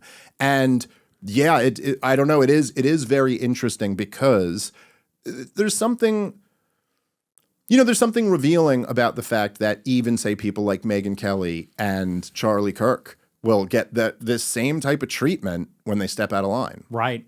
Yeah, no, I totally agree. And people are, I think, misreading it a little bit, like he was this. It's such an important point you made that we do something different, because when we go on our shows, we say, I think, I feel. He didn't really have that luxury. Right. Because he was not in the business actually of telling it like he sees it. He was in the business of, it was more political, getting everybody to vote, keeping everybody happy, pushing directionally towards the right. And so when people say he was going to be this rebel, he had this epiphany, he just had to get it out, I don't think that's it. I think, like you said, he was put in an impossible situation because the underlying reality had changed. The underlying political dynamic, the right-wing youth are what they are, and the donors are what they are. And as a matter of fact, I don't think he left Israel. I think Israel left him. And that's sort of what the text said. He said, they leave me with no choice. Yeah. After they pulled the money, they said, we cannot tolerate, so we're taking the money. And he said, well, I'm not going to be held hostage by your money. I have to side with the ever-growing tent of people that are either indifferent or critical or anti or whatever. And so that is how I read it. And I agree. I mean, to the broader point, even the earlier conversation, Israel is in a lot of trouble, it seems. I was sort of skeptical, but this is very much in flux because it is the right-wing youth. It's Tucker, it's Megyn Kelly, it's Charlie Kirk, it's France, it's Portugal, it's UK, it's Canada, it's like most of America. And, you know, I guess the question is what's on the other side of it. If they win, well, they will have unprecedented power. With Iran out of the picture, they'll be an enormously powerful, maybe the regional power in the Middle East.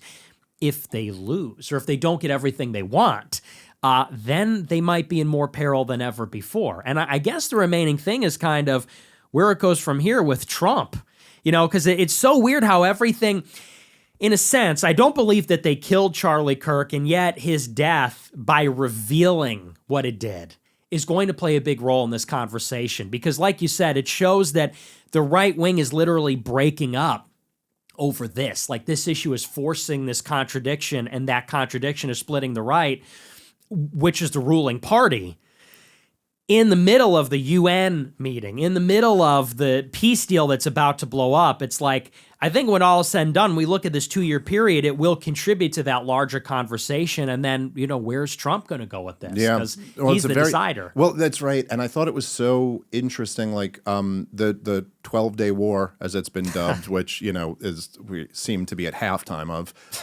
But there's, like, that was such an interesting dynamic, because I've just never seen anything like that in politics before. And I've been paying attention to politics for almost 20 years now. And I've read a lot about, before that time that I was paying attention.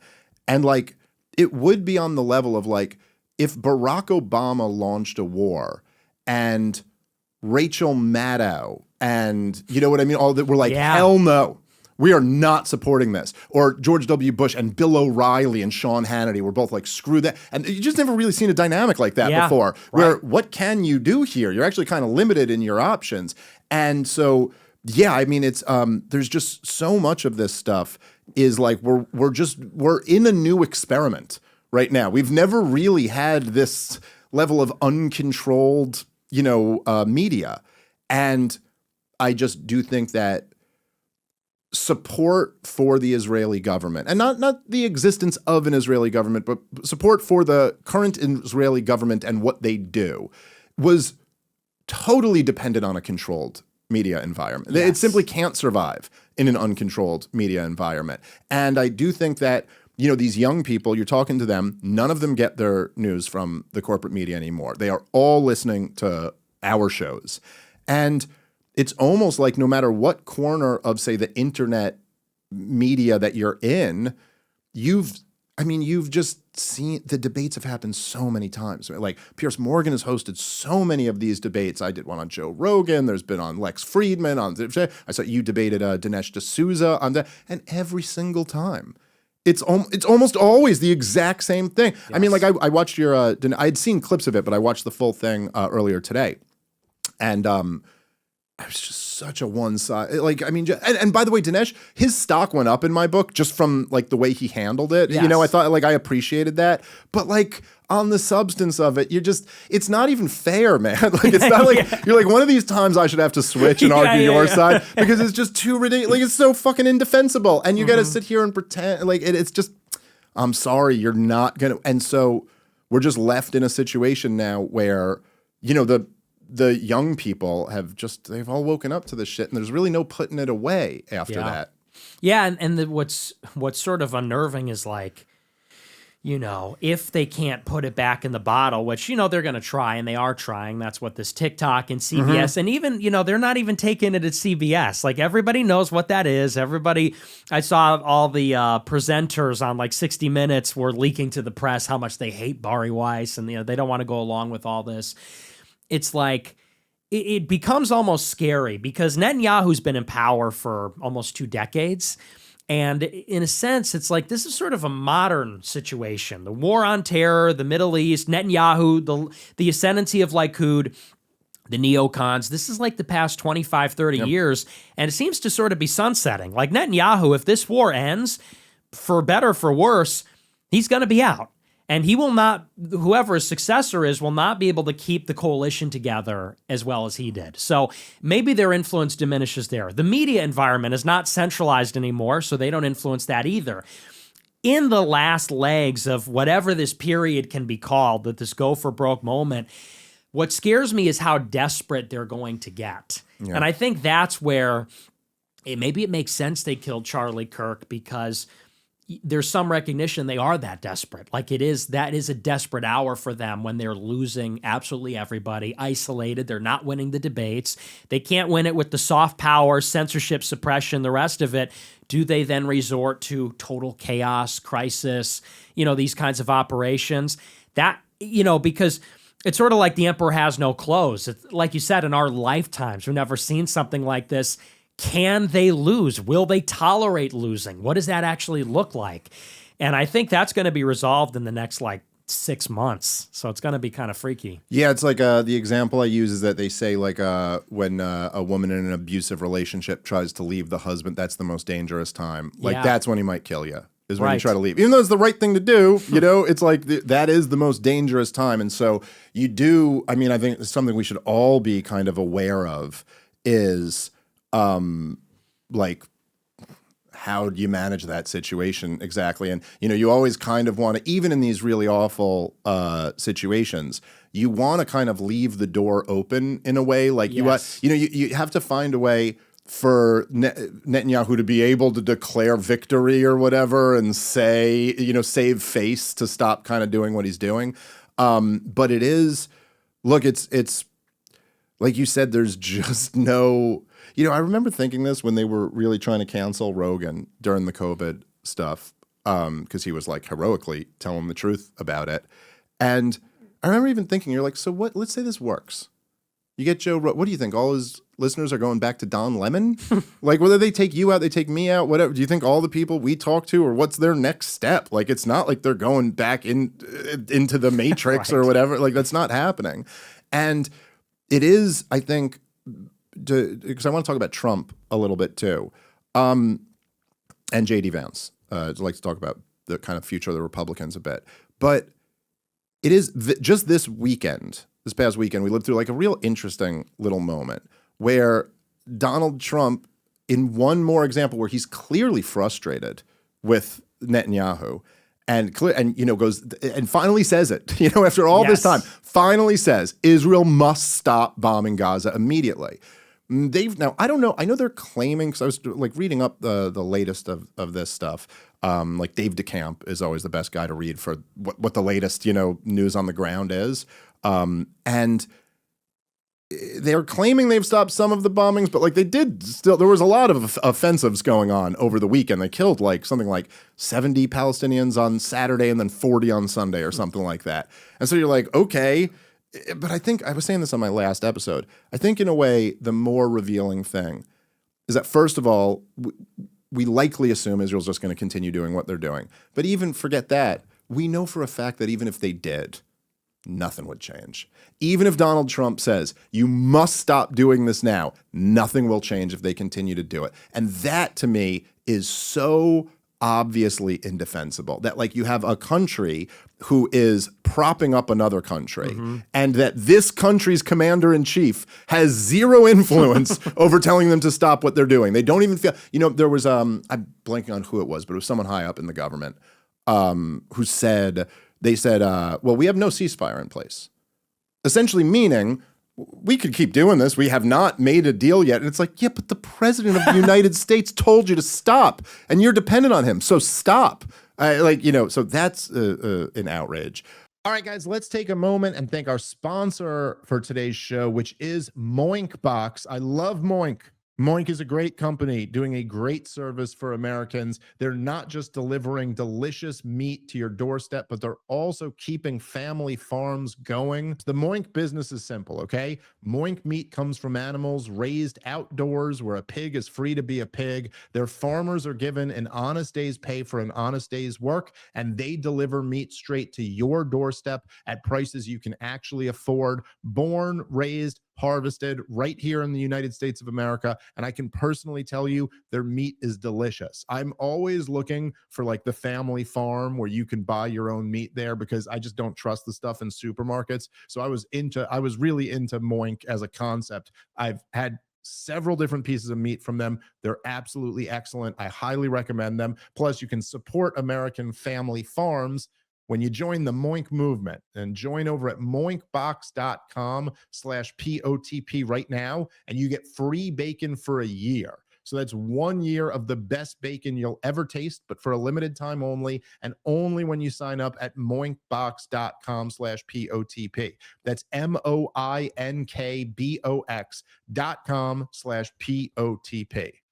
All right, guys, let's take a moment and thank our sponsor for today's show, which is Monetary Metals, an amazing company that is revolutionizing the way you invest in gold and silver. They have been paying interest in silver and gold for over 8 years, helping you grow your wealth in real, tangible assets. Finally, there's a true alternative to saving in dollars, a yield on gold and silver with Monetary Metals. Look, here's the deal. A lot of you guys own precious metals. If you're owning precious metals, you're probably either keeping them physically at home, in which case they're just collecting dust, or you're having them professionally stored, in which case you're paying fees on your precious metals. But with Monetary Metals, you own precious metals that work for you. They generate interest paid in additional ounces. So this is just a no-brainer for people who own precious metals. This is the best way to do it. Go check them out at monetary-metals.com. That's monetary-metals.com. All right, let's get back into the show. More broadly speaking, so I find this to be kind of interesting. So me and you are actually opposite in terms of, I think you voted for Trump in 16 and 20, yes. Not in 24. I didn't in 16 and 20, but did in 24. Although I think we have a lot of the same critiques of him. We kind of saw that different.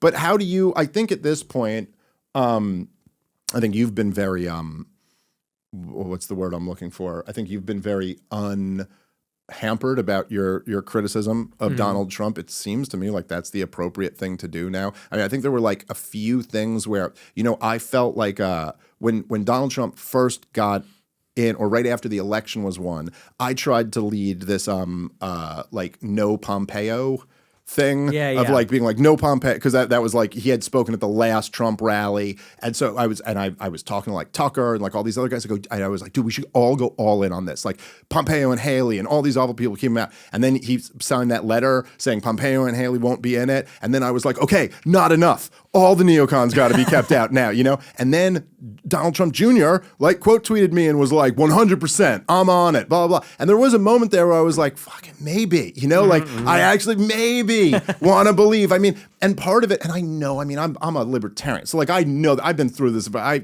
know all the talking points and how nothing ever changes. There's no government solutions and blah, blah, all this. But I was like, you know what? They did try to arrest this guy.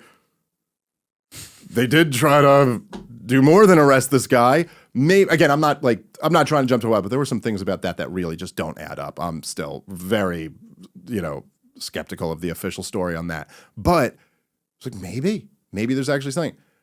But after continuing to back Israel, the Epstein thing was a big one. The Iran thing was like a death blow. It was like, and at this point, it's not like there's another election coming up. We already kind of know what the Trump thing is. We've gotten some small wins. The border control is a big win. I shouldn't say that. That's not a small thing. He really did turn that around. He deserves credit for that. But everything else, Nick, everything else has just been a disaster. And so I don't know. I think we're in a similar place where it's like, no, fuck this. Yeah. I mean, you just can't tell me that it's like we have to just blindly support this while our country's still falling apart. Yeah, I mean, there's just no argument anymore. In 2024. I'm sorry, why don't you guys just grab me a water? Sorry, go ahead. Yeah, in 2024, there was at least this argument to be made that maybe it would be different this time. And like you said, you articulated the reasons why. They tried to kill him, they impeached him, they charged him. So the question was, is it going to be different this time? Did he learn? Is there going to be better people? And I get that. So I didn't begrudge people that did vote for him, but there were signs. Nikki Haley endorsed him, and he said we were going to go to war with Iran, basically. He said they were going to bring in the H-1Bs and all this stuff. And, and then they appointed the cabinet within 3 weeks. Rubio for Secretary of State. And I guess the interesting thing I have to say beyond what is obvious, which is that it's kind of crashing and burning, is I look at a guy like Kurt Mills, Kurt Mills at AmCon, and, he seems like he's a good guy. Like, he's 100% on board, maybe more with you than me, but, he knows relevant facts.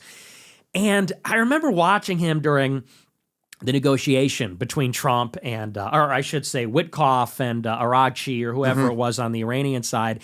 And he would go on Steve Bannon every week and say, any day now, they're going to make a deal and, Netanyahu's going to be put in his place. And I'm thinking, have you ever seen anything in history? It never goes that way. And it never goes that way because like you said before, it's sort of axiomatic. Trump is not willing to shut them down. He's just not willing to resist them or go there. He doesn't care enough, or whatever the reason is. It's hard to know what's in his heart or in his mind. He won't do it. And then, I think it was like 3 days before we went to war, he goes, it's not on radar that Trump is going to attack Iran. That's not on radar. It's like, buddy, read the tea leaves. Like, of course he's going to go and bomb Iran. So, and I kind of get where you're coming from about the Pompeo. I was even skeptical about the Pompeo thing, because I said they got a list of these people they're going to put in. And that's why I'm a big believer in like, this, it's not even, people say, are you going to vote for a Democrat? We got to think beyond that. To me, it's just about rejection. They set the table, and you can't really choose what's on the table, but you could choose whether to eat or not, whether you're going to play the game. And so my bigger idea is just reject. Like, and I like what you said. It encapsulates it. It's bullshit. No, thank you. You're promising stuff you're not going to deliver. When you put the stuff out there, the big beautiful bill, $150 billion for border enforcement, they're not deporting even 1,000 people a day. Like, it's nothing. And so I just look at these guys like Dan Caldwell crying on Tucker, at Kurt Mills, all that kind of stuff. People saying, we're going to hold their feet to the fire. We're going to pressure them. And I'm like, aren't you tired? We did that already. We did that in the first term, because I was kind of in that place in the first term where it's like, we're going to control the personnel. We're going to do this. And I knew people in the admin. I knew people on the campaign that didn't get hired because they were on the campaign, because the people in the admin were from the Rubio campaign or the Bush campaign. And it's like, we just need something that at the end of the day is what we want, not a compromise. I know that's not how politics works, but we just need something that is promising and intends on delivering what we really care about. And Trump was never that, in my opinion. Yeah, no, I agree. And it's it's a shame in a way. A friend of mine, Scott Horton, always says the country needed Ron Paul and we got Donald Trump, which is kind of how I see it. Maybe you would say more like Pat Buchanan or someone like that. But I think both of us would take either of those options if they were on the table. But it is, and I do think, I thought the Epstein one was a particular, it's interesting how much that really was devastating for Donald Trump. And it was more than just the Epstein story. I think it was like what that symbolized, that it was like right at the heart of his political raison d'etre, which was draining the swamp. Right. And it was like, come on, man, what's a better example of the swamp than this? Oh, we won't touch that? Okay. All right, then. So I guess we know how serious we are about this. And I got to say, I see nothing promising about J.D. Vance.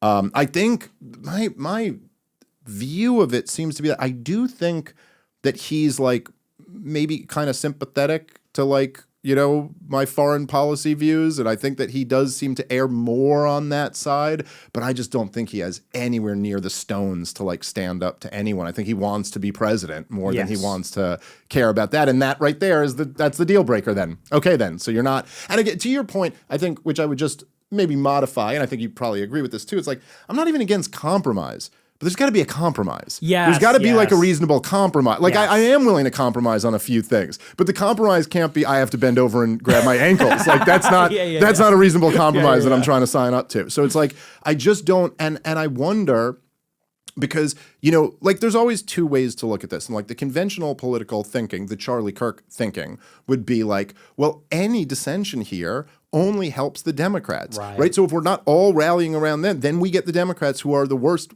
biggest threat. But of course, I think our rejoinder to that would be that like, well, no, not releasing the Epstein files is what gives and when I say file, just not getting to the bottom of it. That's what gives them that. And what is J.D. Vance going to run on?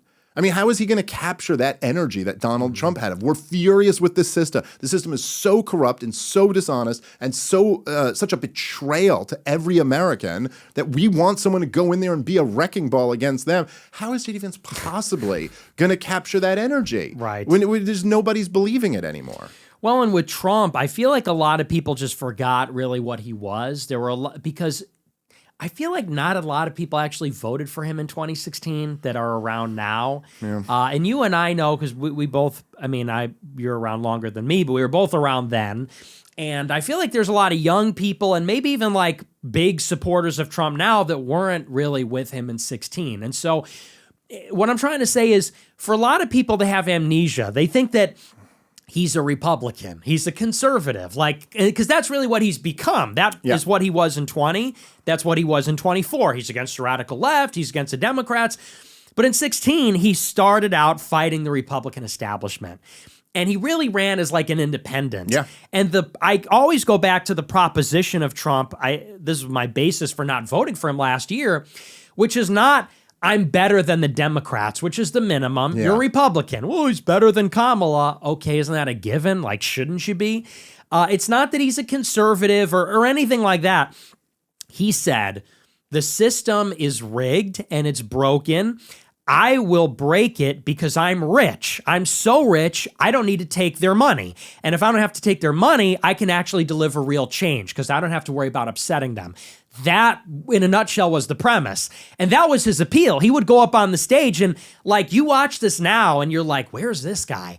That famous clip where he goes, they're booing him, and he goes, that's all donors in the audience. I don't want their money. I don't need their money. And everyone resonated, right, left, and center, said, yeah, fuck the system. That's true. They're bought off. That's why nothing ever changes. He's rich. They can't buy him. That was the idea. Obviously wasn't true. Then now in 24, when he got 200 million from Tim Mellon and from Elon Musk and Ken Griffin and Mark Andreessen, the usual suspects. And with J.D. Vance, like you said, it's just even worse. It's disgusting that anyone's even considering voting for him, to me, because it's like, at least Trump had kind of a claim to be that guy because he was this like bombastic billionaire from the private sector. Vance is like your prototypical political artifact, like a creation in a lab, like fake career, fake name, fake book, patrons in the CIA, like he's a nerd. He's not even really that conservative, you know, the fake conversion. Maybe he's a real convert, but it seems too convenient. Like he's everything that Trump ran against. He's like Jeb Bush. He was calling Trump a Nazi and voted for McMullen, and it was a never Trumper. So, and I'm just unloading my case against him, but it's like they could not be more different. So to your point, how are you going to sell that? I don't know how any MAGA person is buying it, but I think they will. And there's another thing where, like, you know, the vice presidency, you know, the role, it's an interesting job because there's really not a job. Exactly. Mm-hmm. But it makes you kind of like, oh, you're the next in line. But if you just remove that for a second, who would have ever thought J.D. Vance could carry a national election? J.D. Vance is not Donald Trump. Donald Trump is the most famous human being who's ever lived, who's bombastic and charismatic and just like owns a room like no other. Like really is like as a unique gift in this way. Unfortunately, all of these gifts are only for like marketing and promotion and running for that. It's not like he has no governing, you know, ability at all. But like J.D. Vance doesn't have that. He doesn't have that factor, the Hitler aura, as you would describe it. You know what I mean? But like and so it's you're just looking at this and you go, so look, if you're telling me that like the radical left Democrats are the real threat, which granted they are, it's like it seems like we're staring at them having a chance. Now, I guess the only thing, and again, this is an interesting dynamic, one that I've never really seen before in my lifetime, is where you see when Donald Trump's support like plummets, it doesn't seem to give any boost to the Democrats who are still kind of just like in the tank. And I think part of that is just because they failed so miserably over the last few years. But I do think, like, to your broader point, and I'm not even like saying 100% one way or the other, but it's something that like I think people who are, you know, dissidents, broadly speaking, of this system and are, you know, in opposition to the current regime need to think about a lot. Because yeah, like if our vote isn't a given, our support isn't a given, then it has to be worked for, you know? And also that things aren't always so clear. You know, like you could say Kamala Harris would have been worse than Donald Trump. Now, in this particular example, just on the border security, probably we're better off, all things considered, with Donald Trump. But at the same time, in a lot of ways, I think you could argue for right-wing America, it was better that Joe Biden won the 2020 election. Yes. Like, things improved in a way that you really could not have imagined them improving under Donald Trump. And I mean, culturally speaking, like, even after Donald Trump won in 2016, the culture didn't swing to the right. The culture swung even further to the left. The culture only started swinging back to the right when Joe Biden was in. It actually was easier when there was a brain dead president who represented the Democratic Party. And we had the wins, you know, in Twitter and the stuff I was talking about with like Target and Bud Light and all this stuff. And so, like, it's just not so you know, it's not always so obvious. Yeah. What's you know, as white men can't jump quote. Sometimes when you win, you actually lose, and sometimes when you lose, you actually win. And so I just think that I would hope, like, I hope maybe like Thomas Massie will run in primary him, or I would at least hope that there's something that kind of like gets the conversation over, like, no, actually, how about we expect you to be this? We expect you to actually be good. And nothing crazy. I'm not like even asking for, this is why I corrected you on the no compromise. Like, I'll compromise, okay? Yes. But like, don't get us in another stupid war. Like, you know, make policy dictated off what's best for America. We have to do something about this debt problem. Like, we have to at least attempt to tackle it, because we're drowning in it. And the answer can't just be continue to debase the currency, because it's destroying our country. It's like, and don't have a wide open border. Like, I'm just like, so few things. Like, if you could just be good on these few things, I'd be like, okay, I'll hold my nose over the rest. But there's got to be some way, and especially now with the new media landscape, with the amount of influence that me and you have right now, I don't know, we've got some opportunities to say, like, hey, no, we're not just going to go along with this. We ought to plant a flag at like one reasonable point and go, we're not bending on this. Yeah, I totally agree. I think we need to throw our weight around, and we'll have a much better opportunity to do that, because in 28, it's an open field on both sides.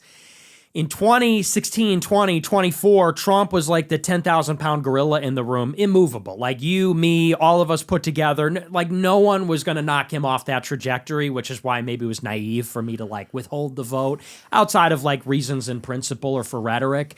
But in 28, we can shape the race, because, like you said, I don't think Vance is a shoo-in at all. He's not a national figure.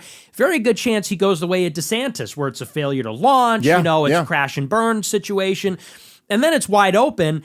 And I would say that, you know, people say that I'm like a Democrat, or like I wanted Kamala to win, and it's like, you think I don't know that Trump is better than Kamala. Everyone knows that.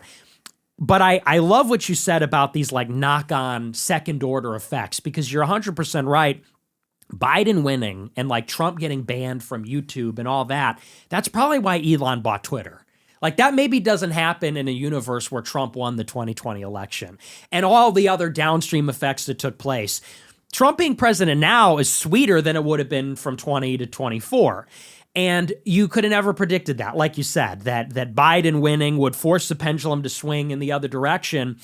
I think there was something true about, you know, Trump and Kamala in 24. If Kamala inherited the war in Gaza and the Ukraine war, would we get something insanely radical in 28, like a real reset? Maybe. You can never know.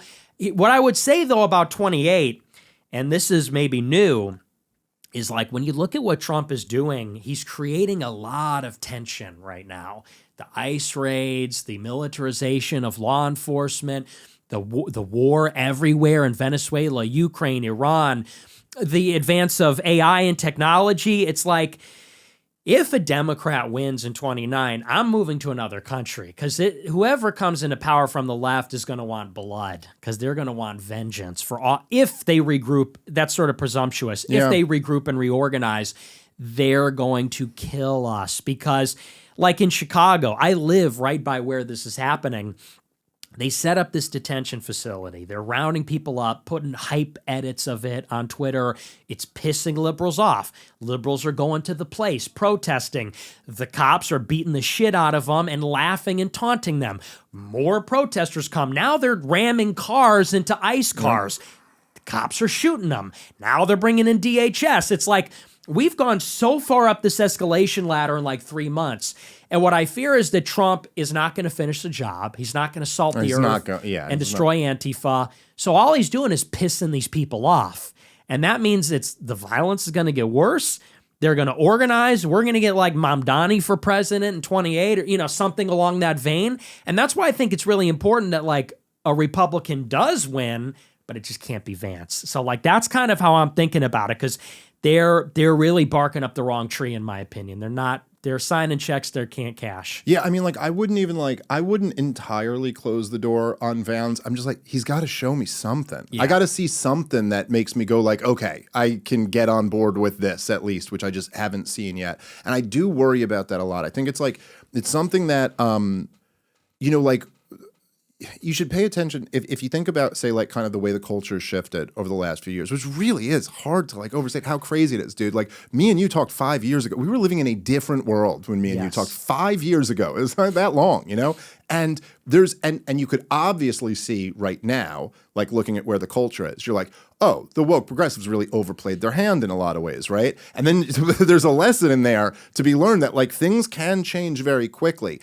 And I do worry about that. You worry about, like, how far the Democrats went last time they were in power and what they might do again. It's also important to know that there were, like, a couple, for as much as I always say, like, the American system is pretty broken and the Constitution is pretty destroyed, but there still are some things. And I think people don't appreciate enough the fact that the two major ones that got shut down. Number one was the OSHA vax mandate.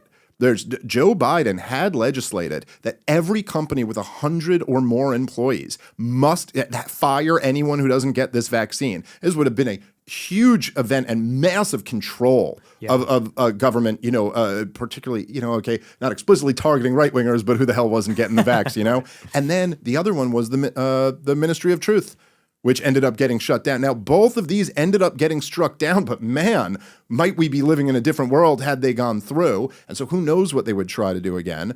Also, as you talked about before, which is like kind of a broader theme, is that there is this, Netanyahu's snapback about controlling the media and how he was just openly bragging. I really couldn't believe he was openly bragging. I said on the show, I said, I think this video is supposed to be a secret recording where he's talking in Hebrew. Like, is he actually just on camera saying this in English? Really? But so they're talking. But I do wonder, and I wonder how you think about this, because and this is something that concerns me, particularly about you and the Groypers, and more broadly, just kind of the Twitter culture or what's on social media. It does seem to me like I'm slow motion, almost like watching this movie play out, where it's like it would have seemed impossible 5 years ago. 5 years ago, or I guess 6 years ago, the second time you were on the podcast, you had just been kicked off YouTube. It was just ramping up that, like, hey, you simply can't do these things on YouTube. Even, like, I'm going to put this up on YouTube. I guess we'll test it. We'll test where they're at now. But I just think you're doing other interviews that are up there. I figured, why not? I think it's okay. We're in you can say things on Twitter now that you couldn't have dreamed of saying. But now that the censorship regime has been rolled back and, like, Nazi shit is just flooding in, it does seem to me like, oh man, this is like setting up the pretext. It's setting up the pretext for, like, hey, you guys wanted to have freedom of speech? Well, here's what it actually looks like. Now can we all agree that this must be shut down? And, like, now, I'm not saying I know that's going to happen, but it's a real concern of mine. And I wonder what you think about all that. I totally agree. And the first time that kind of was clocking to me was when, I think it was on Fresh and Fit. And I love Myron, and I like Fresh too. But it was on their show where I think some, like, ghetto black woman said, like, fuck F the Jews and we love it. And it went, like, super viral. And, like, yeah, I think I saw this clip. Usual Suspects seized up on that. And it's like, and I didn't say anything to him privately, but you could see where that's going to go in very short order, where there's no shortage of stuff like that you can find, that certain people are putting out there on a daily basis. And it's not measured. It's not nuanced. There's no point. It's just vulgar. It's vulgar. It is hateful. It definitely probably crosses a line. It doesn't, like, serve the conversation. Like, it's one thing to say Jewish identity, blah, blah, blah. It's another to say F these people. Like, that's different.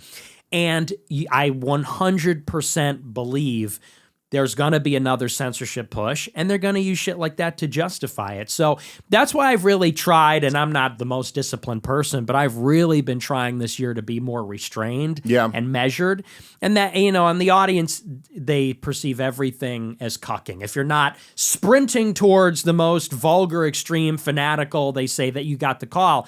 But it's so important because there is a window of opportunity here. And you and I have been around long enough to recognize that, because you're right. It was a different country in 2015, completely different country.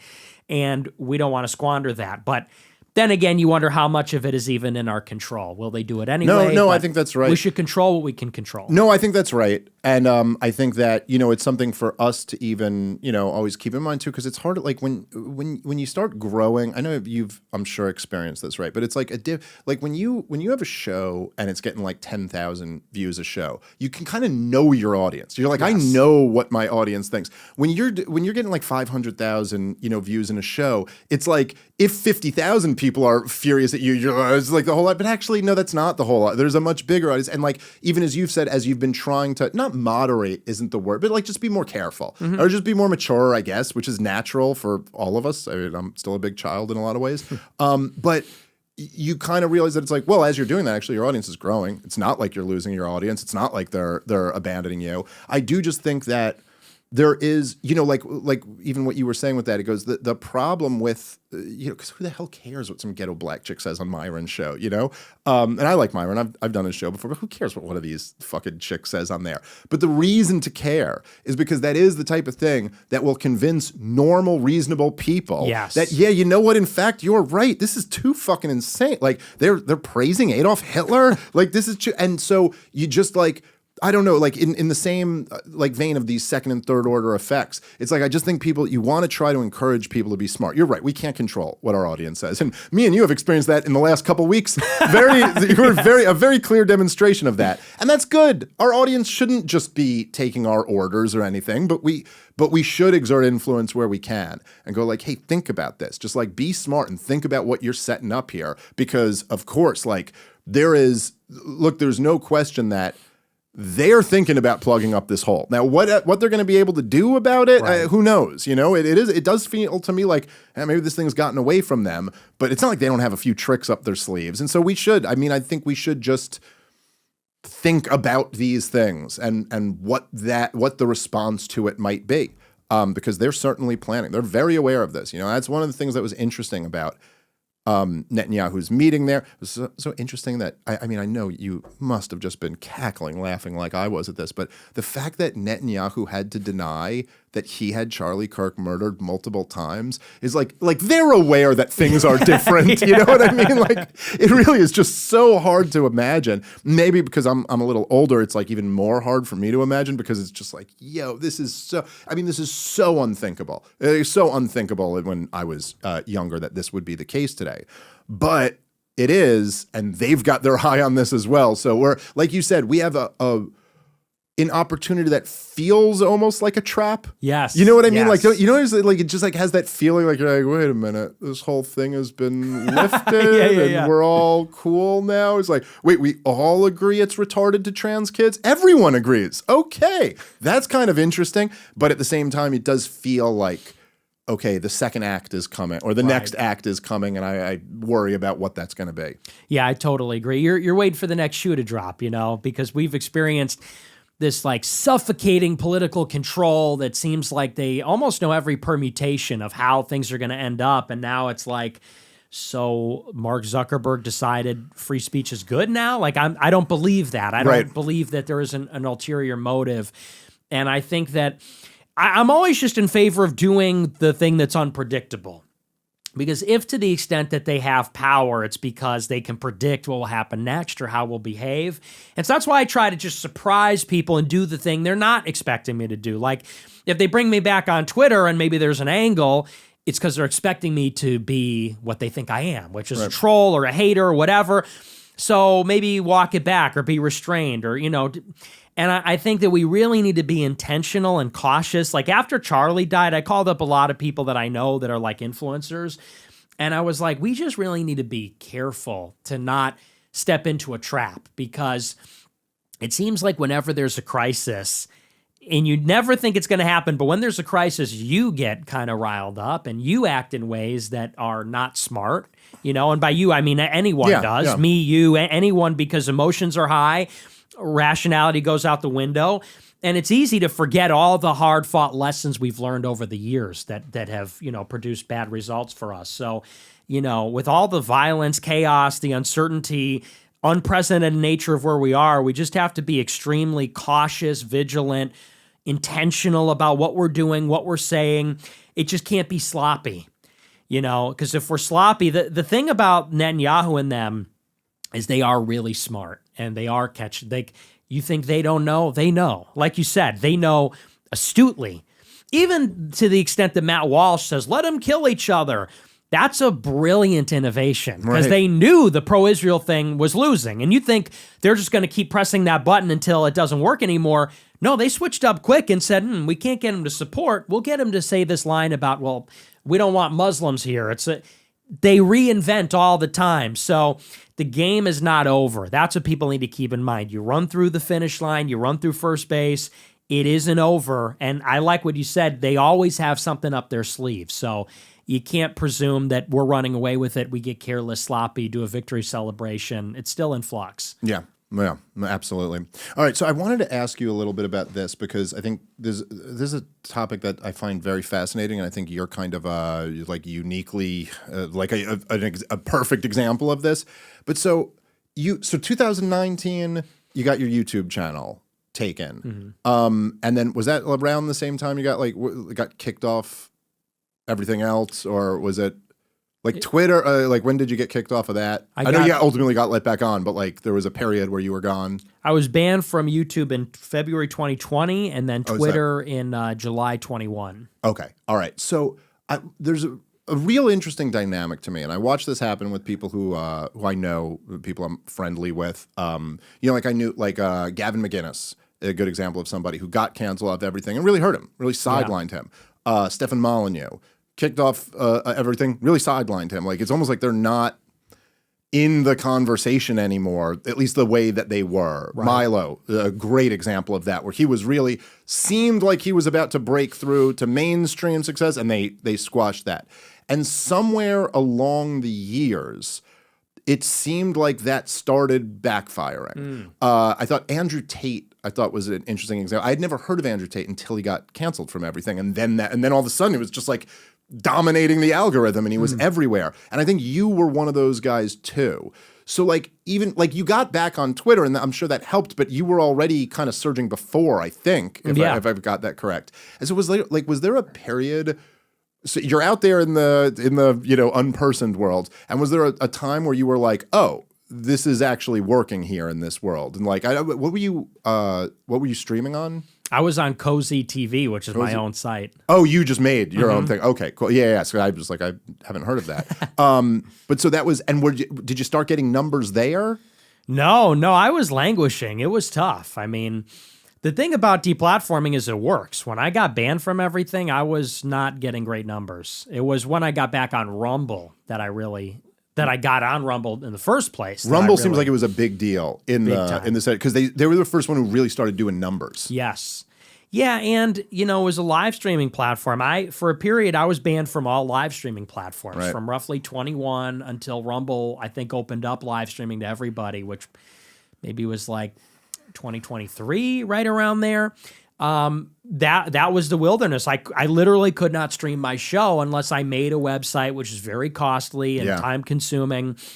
And, what helped was being prolific and having like a core of supporters. Yeah. I do a show every day. There's a parasocial relationship. It's a cult-like following. But a lot of these guys, they either stop making content like Molyneux, they upload it to a platform that doesn't work. Like BitChute was pretty rough in the early days.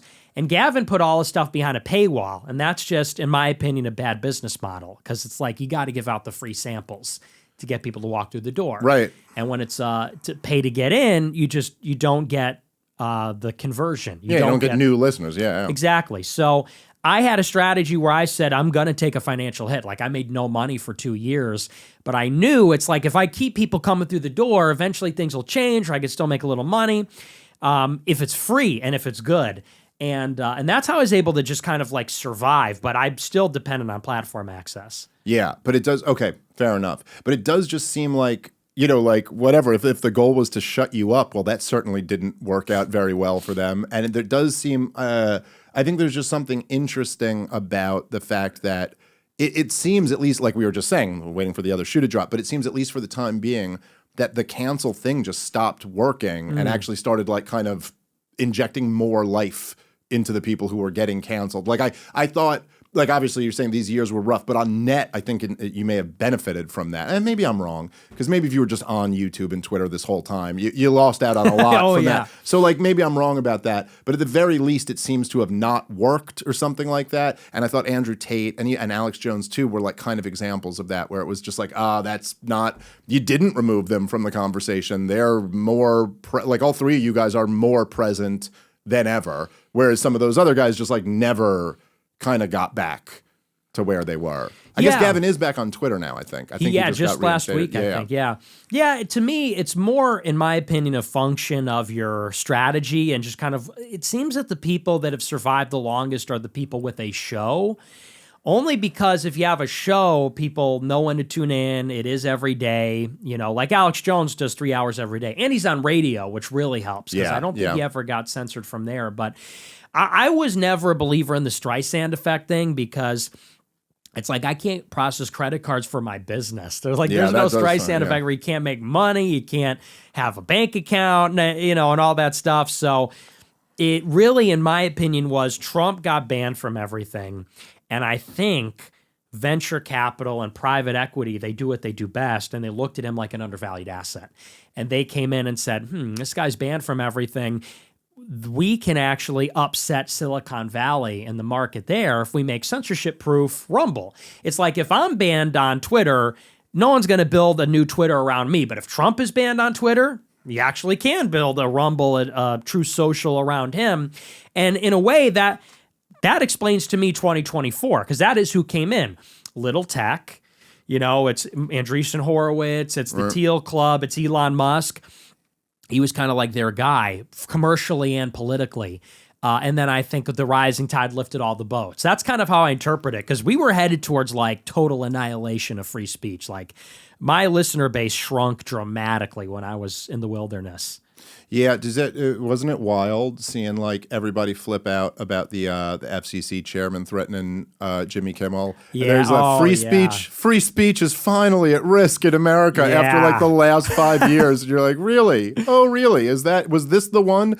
Which, by the way, was a stupid thing for the FCC chair to say that. Totally, like, talk about seizing defeat from the jaws of victory. Yes. Like, okay, now you handed them a talking point. This guy is dying in the wilderness, this is a couple other things I want to talk about. I want to talk about censorship, and then I want to hit like Tucker, Candice, and some of that stuff. And but so there there's just been a lot of questions that are raised over the censorship stuff. And like I said, there's some areas that I struggle with myself, like how exactly I feel. I think I kind of landed about where you were on the Charlie Kirk thing. Like, look, like the government shouldn't be involved. They're not technically inciting violence, but like there really should be consequences for this. There should be some type of social consequences. And in fact, I'm a big believer in social consequences.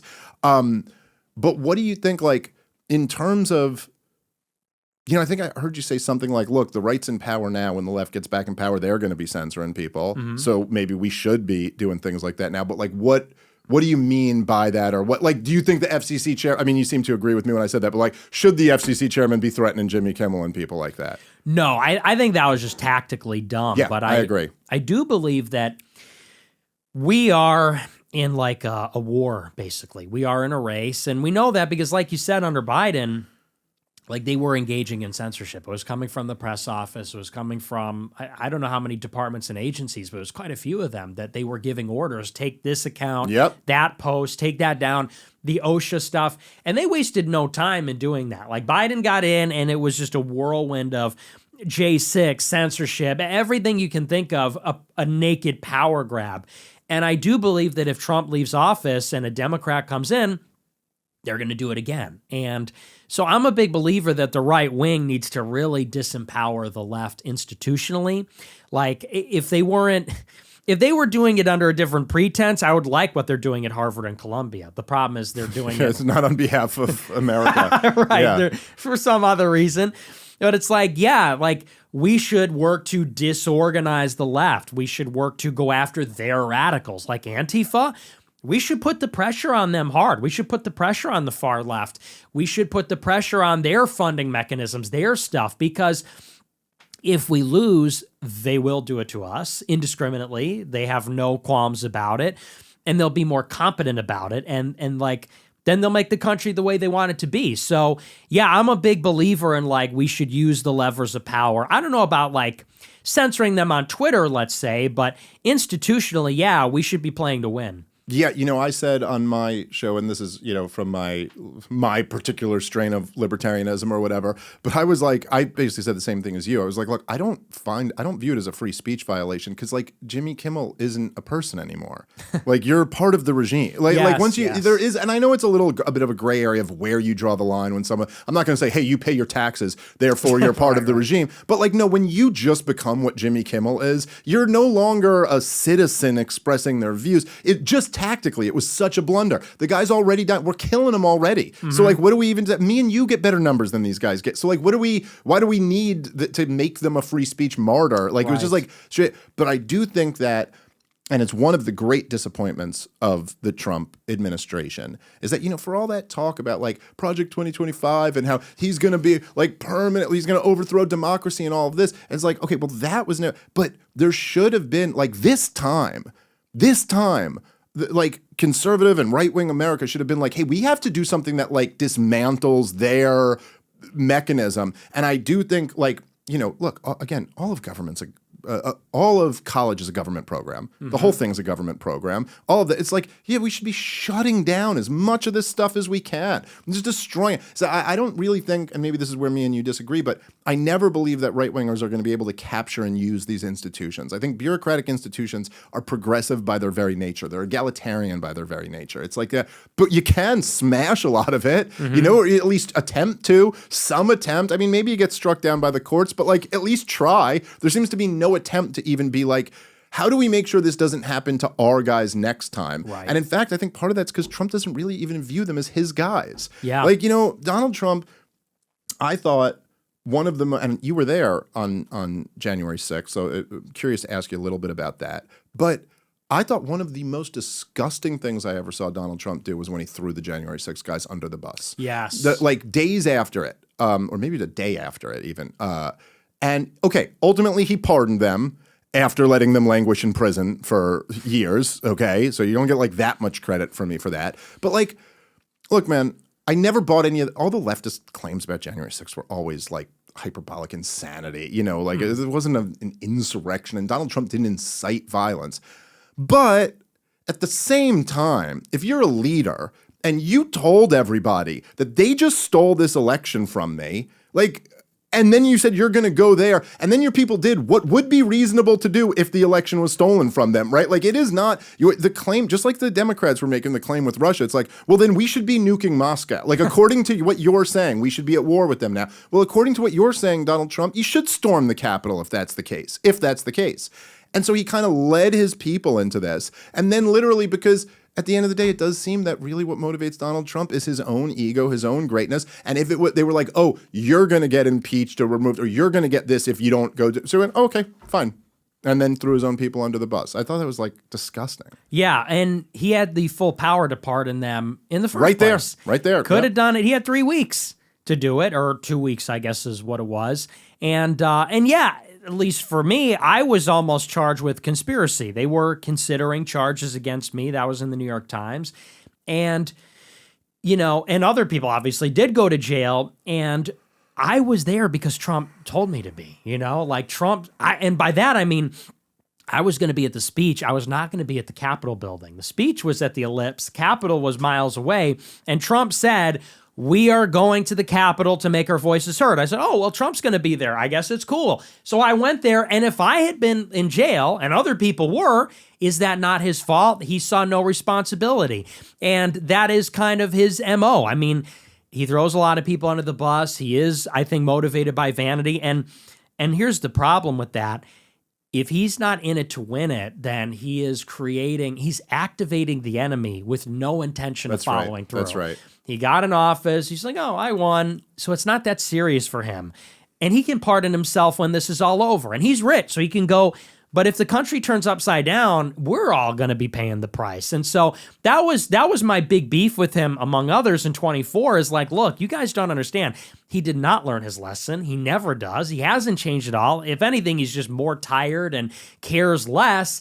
And as a consequence, it's going to be just as inefficient as the first term, in which case we shouldn't even bother. In which case we're better off not poking the bear. Let's just let Kamala catch the hot potato and forget about it, because he's going to start something he can't finish. That was kind of my problem. Yeah, it's in a weird way, it's kind of true about the people who stormed the Capitol building too. Like, you're like, yo, I don't think you realize what you're doing. I know you think this is funny. Like, I know you think it's funny. Oh, you fart on Nancy Pelosi's desk? That's really funny. Hey, you know what government is? It's not your friend. You know what I mean? Like, these are the biggest, most powerful gangsters in all of the land. And like, they're going to crush you and lose no sleep over it. And, you know, I was, like I said before, like I voted for Trump in 24. I didn't vote for him in 2016, but I was rooting for, like, it couldn't help. But I mean, like, the 2016 election day coverage will forever go down as just like the greatest thing ever. Like the montages of MSNBC and the Young Turks and all this stuff was like, but I guess I'm friends with the Young Turks now because we're all against the genocide or whatever. But like at the time, it was just like so amazing. 2020, I wasn't even rooting for him because I really did feel exactly that. Especially, I was just so furious at him for the year that was 2020. I mean, like, talk about just like, my God, what a failure. Like, in the moment of your life, you were in the seat of power and failed so hard. And just, you know, instituted totalitarianism in the United States of America is like the craziest shit ever. And I did feel exactly like you felt, which if people can remember back, I mean, 2020 was such a crazy year with the mass riots in the streets and the censorship and the lockdowns and all of this. And I was just kind of like, what do we get for this? Right. Like it's okay. Like we're kicking a hornet's nest and without a plan associated with it, like for top marginal tax cuts or something like that. Like what is and it just seems like, which you get from Dick Cheney anyway, you know, like, so it did just feel like that. And I think that's a really wise observation that like, you never want to, you know, like it's the same way I feel about January 6th. Like, what are you doing? Are you overthrowing the U.S. government right now? Because if you are, you better fucking be prepared to do that, you know? Like, it is not wise to do that. Oh, you're just doing it with no strategy. Oh, we'll just take selfies inside. Like, okay, all right. I don't think you guys actually realize what you're dealing with. And I think particularly in the United States of America, where we have this kind of, you know, we're a very, very wealthy country, and we have an enormous, powerful government, the most powerful government in the history of the world. But generally speaking, like if you don't cross them, they're fairly polite to you. You know what I mean? Like they're not like, it's like, hey, you get your taxes in. Like, listen, we're taking half your money. You have that in on time to us. But as long as you do that within reason, you know, you can kind of, and people get very comfortable and kind of like are a bit removed from what the real nature of government is. And you don't understand that it's like, look, man, like John Brennan might seem fine when he's on TV, but you cross that motherfucker and he will kill you and not lose a wink of sleep over it. Like, these are people who will launch wars on false pretenses. These are people who will back both sides of a war and just let the killing happen, you know? And man, you really want to be careful about crossing them. Okay, so the January 6th stuff is where these accusations of you being a Fed have come from, which, you know, full transparency here, I do not believe that you're a Fed. I don't fucking know. Who the hell knows? Everybody, you're a Fed. Everyone's a Fed. Right. I don't know who's the Fed and who's not a Fed. But I know that this was something that, you know, Tucker had said, and I think you were very upset by this, and understandably so. I think that's it's a particular type of accusation that is, it's a very frustrating one, I think, in a way, because it's kind of like, oh, you're just, everything you said is undermined now, right? Like, I don't have to deal with anything. And I think that, you know, anyway, I understand why that upset you a lot. But I think from what I've heard, a lot of this comes from the January 6th stuff, and the accusation is that you were encouraging people to go into the Capitol. So what's the deal with all that? Well, it even goes back to something else, which is the Joe Kent story, which I brought up before, because, you know, I was at January 6th, and at January 6th, I got up there and I gave a speech. And in the speech, I gave speeches at all these events, by the way. I went to the Atlanta State Capitol, Harrisburg, Phoenix, Lansing, and even D.C. And I gave speeches at Governor's Mansion, state capitals in D.C. before.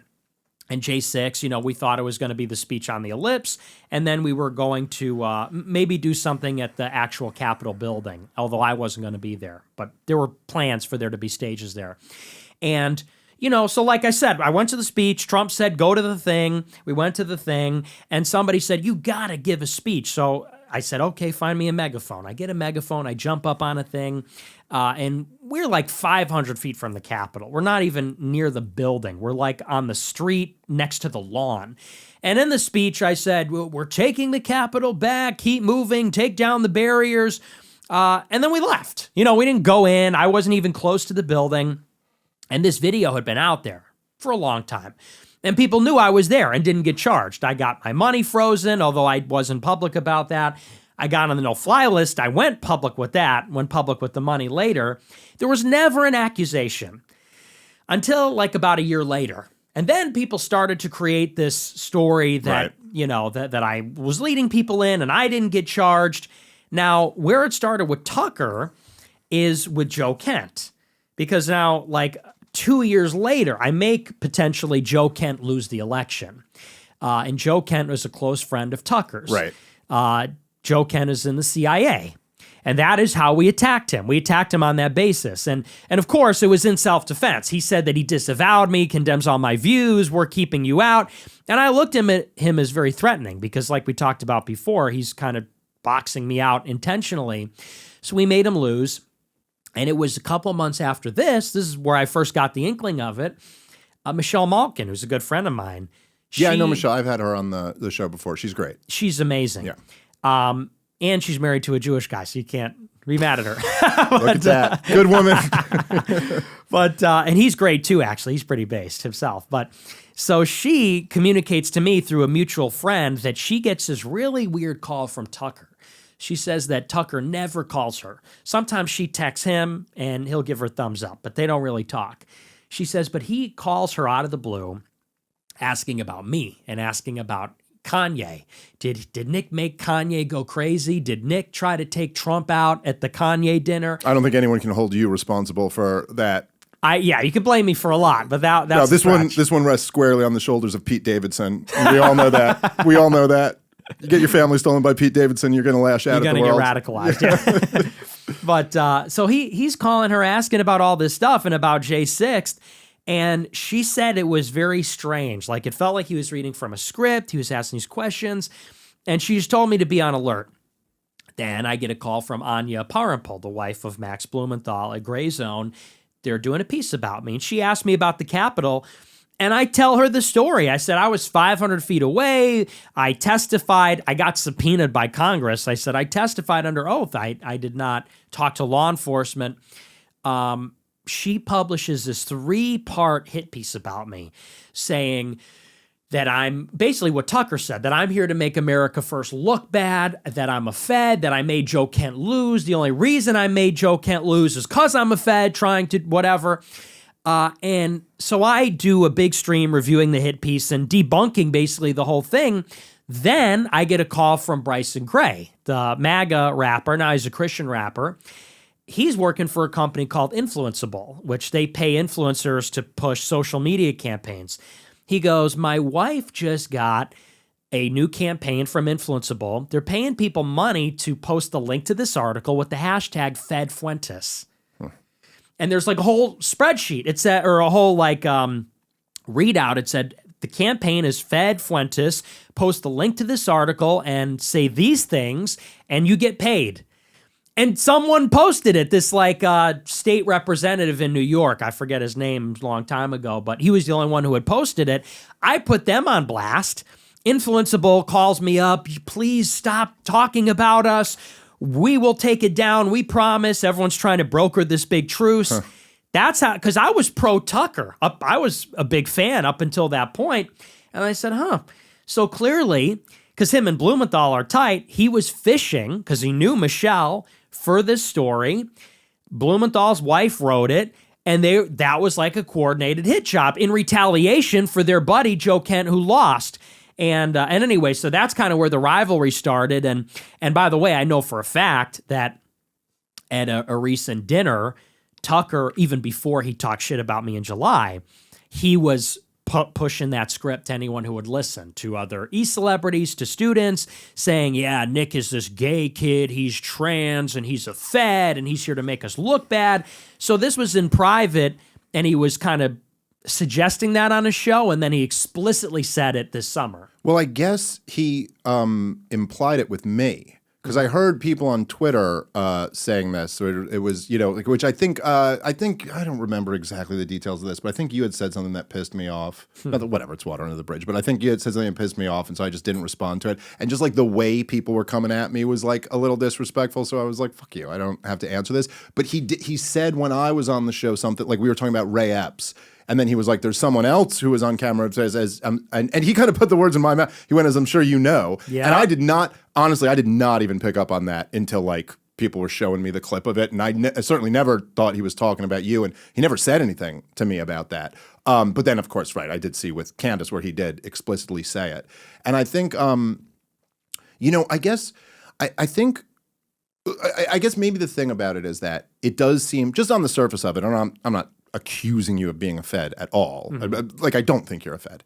But I guess just on the surface of, if there's a video of you advocating people go into the Capitol and the way they were just getting everybody, and it does seem like, although you're obviously a lot bigger now than you were then, you still would have been a pretty nice scalp to be on their mantle. You know what I mean? Like, it would just be like, oh, wouldn't they go at you for that and try to find some charge or something like that? But is it the case that there's just nothing to charge you with, or what?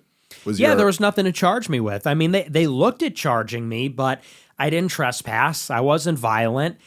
And wouldn't that be inciting something? But my lawyer told me I'm protected by the First Amendment for that, because it wasn't like the language was such that it wouldn't be. And also, no one else got charged with incitement. The charges were trespassing, conspiracy, all things that didn't apply to me. Right. Okay. All right. Fair enough. Yeah, I think maybe, you know, it's like, and I think maybe this is partially why you get that rap, which I think is unfair. It's unfair to call people feds, you know, unless you really have fucking detailed, like, I have the evidence and I'm willing to show it. It's just like, it's an unfair accusation. I think, like, you know, when Ray Epps, well, by the way, do you think he was a fed? I don't know, to be honest. I'm skeptical, but it's possible. Yeah, I lean toward thinking he was. It's just the way the Democrats were defending him seemed so bizarre to me. But anyway. So, like, there's that famous video I'm sure you've seen, everyone's seen, where Ray Epps is in the crowd and he starts saying, we're going to storm the Capitol. And everyone immediately around him starts screaming Fed. Now, in that moment, they have no way of knowing that he's a Fed. But it's just like, dude, that's what Feds do. That's what Feds do. They come in here and do this. And I think the reason why you might get some of that is because, in the same sense, I think there's a certain feeling of like when people are opposing Israel and opposing the warfare state, and then someone else goes over, it's like, no, and we got to attach that to Nazi shit or something like that. Not that you literally say that. I'm using these terms loosely. But like there's a feeling of almost like that. Like just like with Ray Epps going, hey, come on, man. That's what they're trying to cast us as, not as this. And I think the other thing, and I want to preface this because I really do, I am not, look, I'm 15 years your senior and I do the same shit too. So I'm not like, you know, I had, there was one with Dave Rubin recently where Dave Rubin was just talking shit about me on some show. Like it was, I don't know why my name came up. Someone asked him a question and mentioned me. And then he goes, I think Dave Smith's a moron who doesn't know what he's talking about and blah, blah, blah. And so I just publicly challenged him to a debate. Now, truth be told, I don't really want to debate Dave Rubin. Who the fuck wants to like, what is this even? But it's just like, I don't know. We're in this game. And like, what do you do when someone who has millions of followers is saying, I'm a moron and I don't know what I'm talking about? You're weaponizing your audience against me. And I only have one tool in my toolkit, which is I'll debate you. I can't fist fight you, you know? Like, so it's like, okay, so let's have a debate and we'll see who's a fucking moron. And now I weaponize the audience back against you, and he accepted but then refused to ever, you know, he's like a bunch of people have reached out. Patrick Bet-David tried to set it up. Charlie Kirk actually tried to set it up. It was supposed, Charlie Kirk wanted me to come debate, and I said, how about Dave Rubin? Because I know he lives in Florida and it was right when we were talking our shit. And then he was like, no answer from both of them. But so like, I get like, if someone attacks you feel the need to attack them back. It's kind of the game we're in. I do think though, when you're, you know, it leads easy to the perception when you're kind of attacking me, attacking Tucker, attacking Candice, you go, well, what purpose are you really serving here? You know what I'm saying? And it's like, it seems like any voice that's critical of Israel, you know what I'm saying? Like you're going after, and then it does make people say like, do you get the point I'm making? It goes like, okay, so what? Number one, you're saying we got to attach all this toxic baggage to our opposition of Israel, and then number two, anytime there's a critic of Israel who's resonating, it seems like you're trying to take him down a peg. You get what I'm saying? I do, and from the outside looking in, I get it. But I would say that with Tucker, it started before all that. It started before he was ever criticizing Israel. This was in 2023, at the beginning of 2023. Before October 7th. And, you know, Tucker never said anything negative about Israel up to that point, with the exception of one thing he did about the ADL. And, you know, same thing with Candice. I mean, I supported Candice like I supported Tucker to the hilt. I had an account called Candice Owens. I stan Candice Owens. And we were like gassing her up during the whole thing. And all I ever said about Candice is that it felt like she was kind of blowing smoke up my ass about why she wouldn't do the show with me. And I didn't like that, you know, after she gets all this clout, she's clouded up, she then starts saying it's the Frankists. It's the Frankist. And I said, yeah, that's not true. Like, that's nonsense. And even this year, she invites me on her show, and I ask her, I said, well, is it going to be a hit piece? She goes, no, I don't set anybody up. I get all dressed up. I fly down there, look into, you know, she extended the olive branch, I accept. And she's motherfucking me about drama from a year ago, about you, about are you racist? Are you anti-Semitic? Why aren't you married? All this kind of stuff. It wasn't a friendly interview. I don't even think it was cordial. I think it was basically, it was an attempted hit job.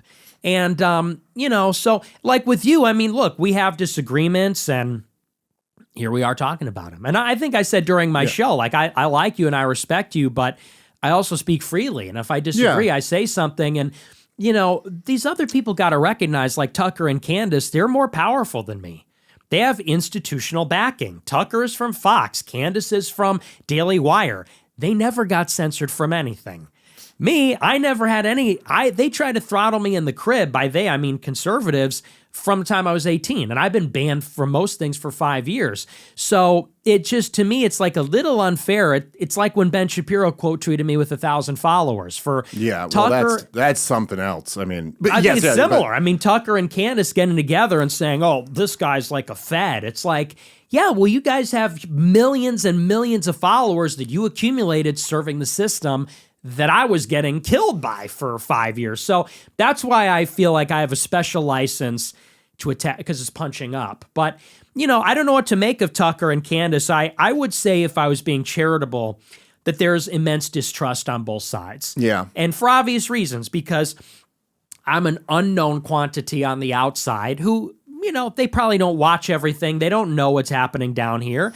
And on the other side, they are exiting the institutions. So from someone on the outside, it's like, are you CIA? Where are your loyalties? What do you really believe? Are you concealing what you really believe? And to what extent?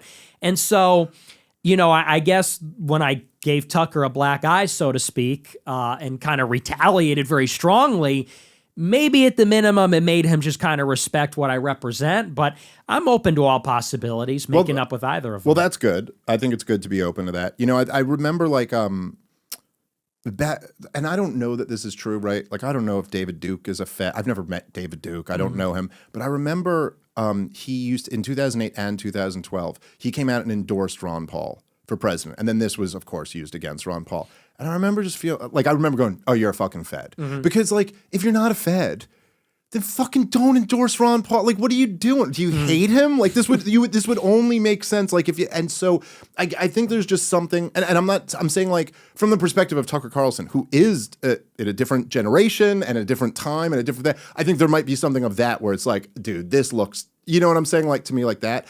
I also think, and this is something I've struggled with myself, maybe like a little bit of imposter syndrome or something, or just the fact that guys like me and you, it's a little bit weird when you're kind of like, you know, like you're grinding and you're doing your job. You're doing what you do. We do shows. And then like you kind of look up all of a sudden and you're like, oh, I'm like kind of up here in this. You know what I mean? Like there's a lot of like people who are doing shows who aren't like, and I think that you know, like I had this when I was debating Alex Berenson, who just is fucking horrible. And I probably never should have done that. I got sucked at this. I'm embarrassed by it, you know.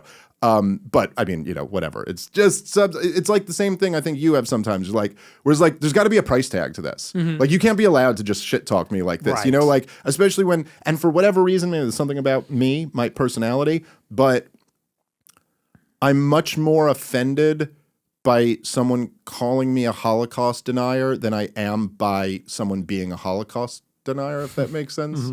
Because it's just like a fucking dirty trick to try to get me with. And there is, I mean, we didn't get it. We could talk a little about the Holocaust if you want before we end. But like, there isn't like, I do believe the Holocaust happened. I do have family who's suffered in it. I also, like I said before, don't believe that that should be like, that suffering should be imposed on everybody else. And I don't think it makes sense that everyone ought to be going to our museum or something. Like, I find that to be weird. But to claim that I'm denying that is like a real fucked up thing. And in my mind, I was like, you work for the New York Times, dude. You pinned this to your Twitter, like this accusation of me.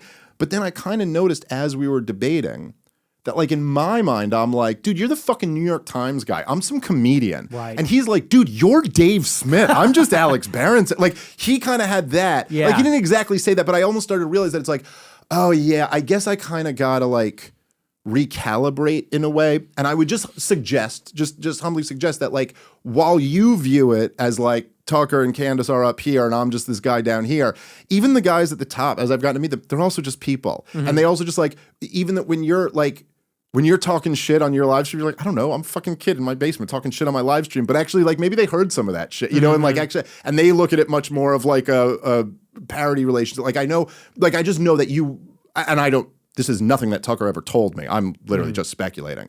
But like, you went at Tucker pretty hard. I remember after the 2020 election. Yeah. When he was basically saying, I have not seen any evidence that this thing was stolen. And to be fair, like, you know, you went at him in a pretty harsh way. And so I'm just saying, things like that, like, I think guys like me and you often feel like, well, who the fuck am I? I'm just some guy talking shit, whereas, like, people see more than you think, and they are aware of it. Yeah. Just saying. Well, and I get that, but with Tucker in particular, the Fed, if he came out and said, I don't like that kid, that's different than saying he's a Fed. Agreed. And he said, I know that. And it's like, but I'm me, and I know that's not true. How can you know something that's not true? Like, and people don't have to believe me, but I know what I know, and Tucker knows what he knows. And I've been accused of being a Fed by several people, that I'm here to ruin libertarianism and here to do all this. It's an amusement. And of course, I've been accused of being on Qatar's payroll, which is like, when did they start sending the money? I have no idea. I'm doing everything. Like, I mean, come on, guys.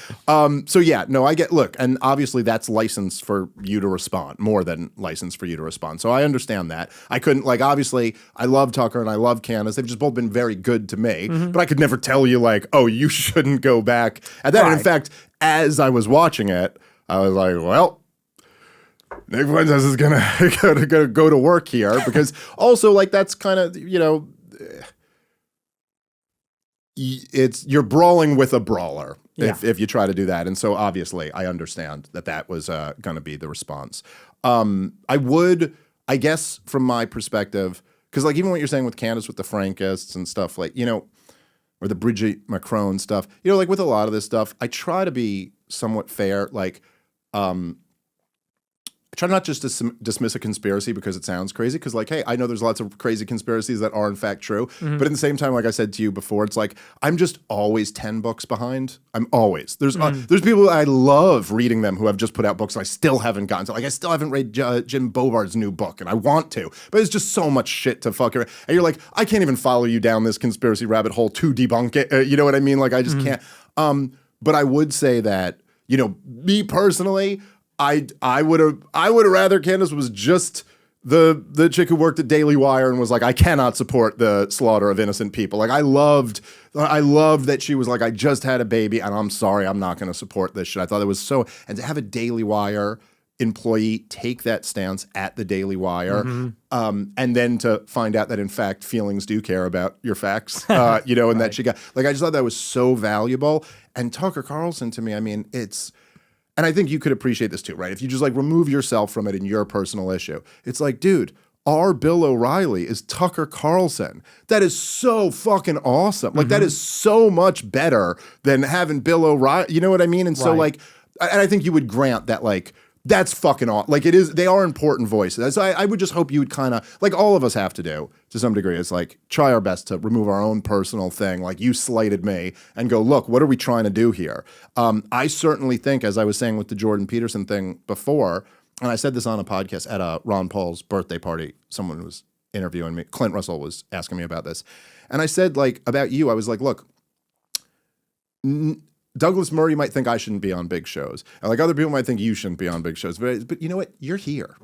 Like, there's no more debate about this, Douglas Murray. It's like, yeah, I'm as big as you without the institutional background. So you don't get to say I don't get to be here. And I think the same thing is true with you and the Groypers. It's like, nobody's being vanquished.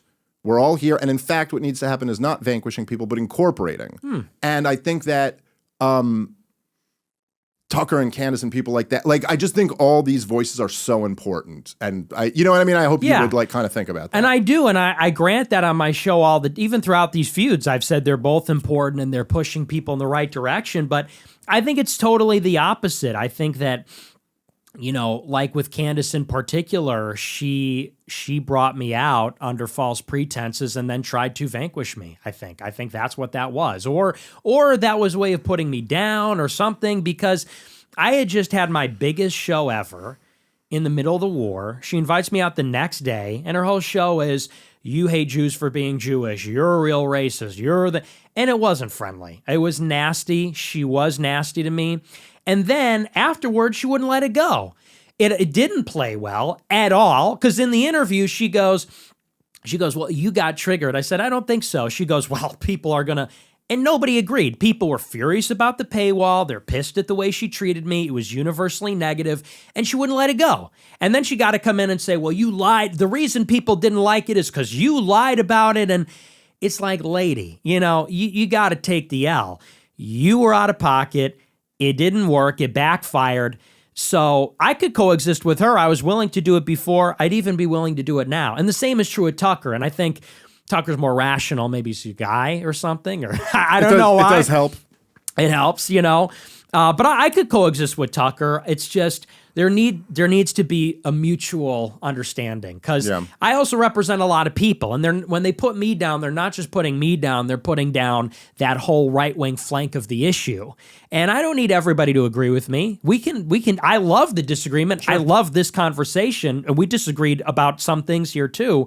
It's just when people say, you're a fed, you're a racist, F you shouldn't be allowed on the shows, you're just an asshole. It's like, I'm not an asshole. I've been fighting for 10 years to say the stuff that many of these people just got around to saying last year. And that's just, so yeah, it's like a little irritating when they do that to me, but I'm willing to be the bigger person. Well, it's good. Well, look, I mean, I think it's good. Look, dude, I mean, all of us are trying to, figure out kind of, now that we're in this position, like how exactly to manage that. And I think, like, kind of as we were talking about before, it's like we're united in our opposition to a thing, but now we have in a lot of ways. Look, it's been decentralized, so it's not like any one of us is exactly like the mainstream guy, but like we're the mainstream media now. You know, like it's us. It's like, I mean, honestly, like there's particularly like daytime shows, like you're lapping. It's like me too. You know, so it's an interesting thing. All right, so maybe we could talk about this a little bit and really test my YouTube channel. Because I think a lot of this, I remember when we first spoke, or one of the podcasts when we first spoke, the big controversy about you, that at least from what I heard from the other libertarians or whatever the world, was that you're a Holocaust denier, and that there was the cookie.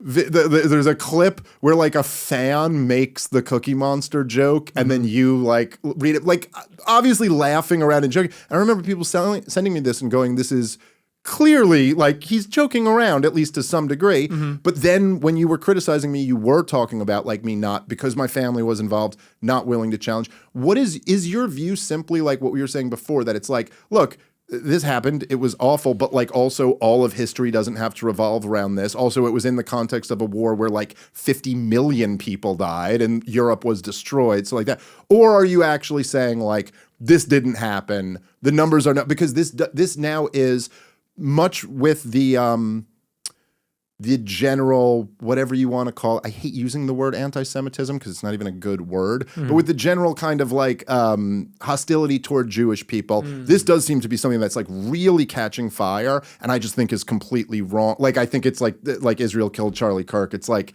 this just isn't actually right. It's not actually good history. And so anyway, I'm just curious what your thoughts are. Well, and I also, by the way, sorry, I'll let you go, but I also do recognize, I remember thinking this the last time I had you on, there's like this weird dynamic. I guess I feel a little freer now, but back then I kind of wanted to ask you about it. But then I also realized that if you don't, you can't even say it because we'll all get fucking nuked. So it's like a weird conversation to have, but I am curious.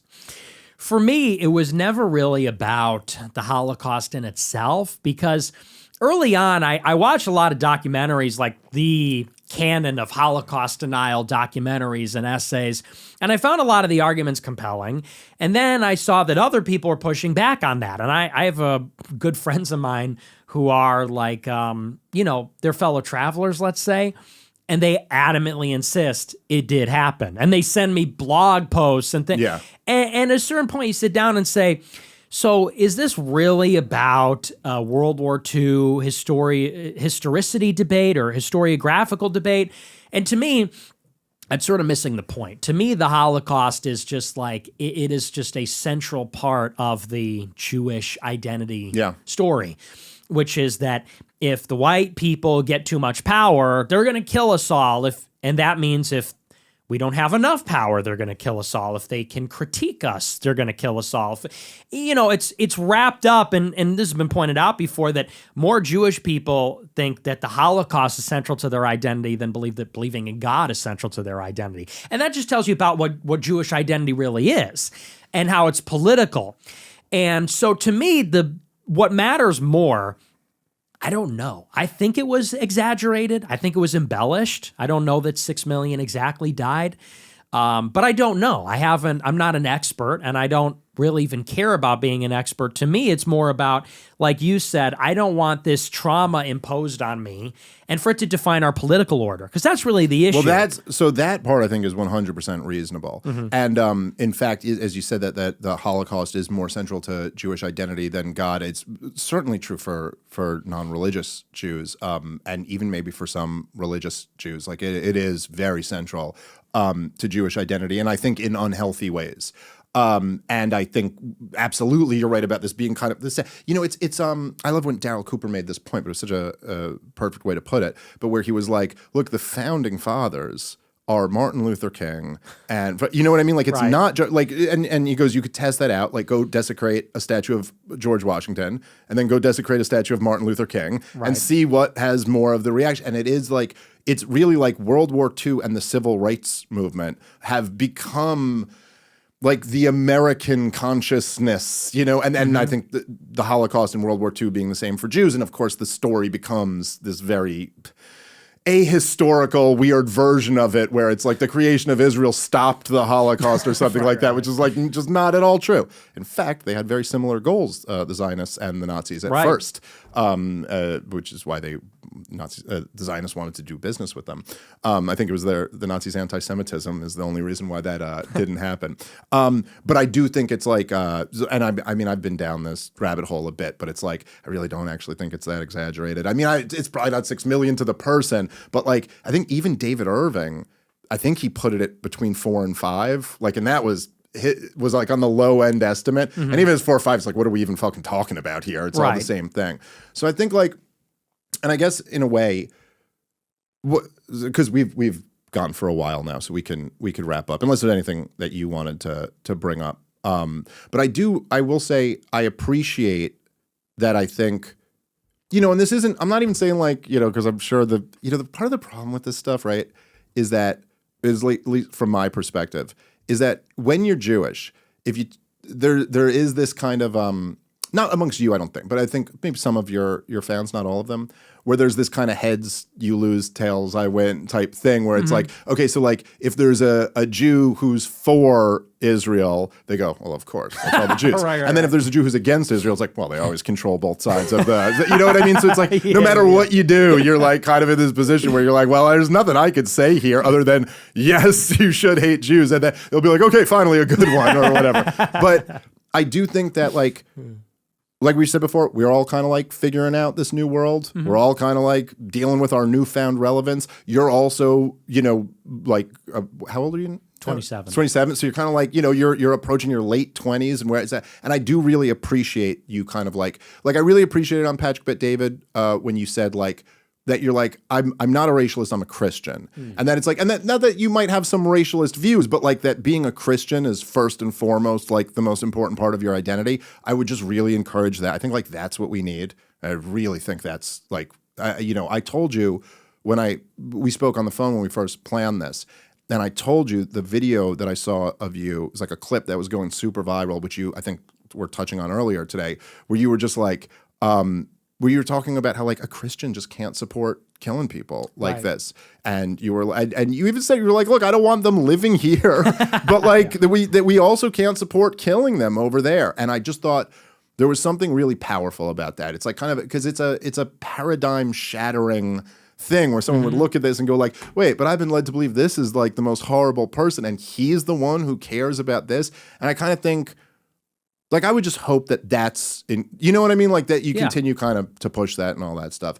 I will say, I really, really appreciate you coming out and traveling for this. I know it took us, it's hard. We're both busy. And so it's hard to schedule these things. Really, really enjoyed this conversation. I hope we do it again soon. Me too. Absolutely. And thanks for having me. And I will say, just to kind of close it off, you know, what I love honesty. I like people that care about the country. I love people. And I think as long as that's the agreement, there won't be war. You know, there won't be violence, and we can talk and we can get along. And that's really what it's about. So I enjoyed the conversation as well. So I'd be happy to do it again. All right. Maybe on my show. Oh, sure thing. All right. Everybody, thank you for listening. Catch you next time.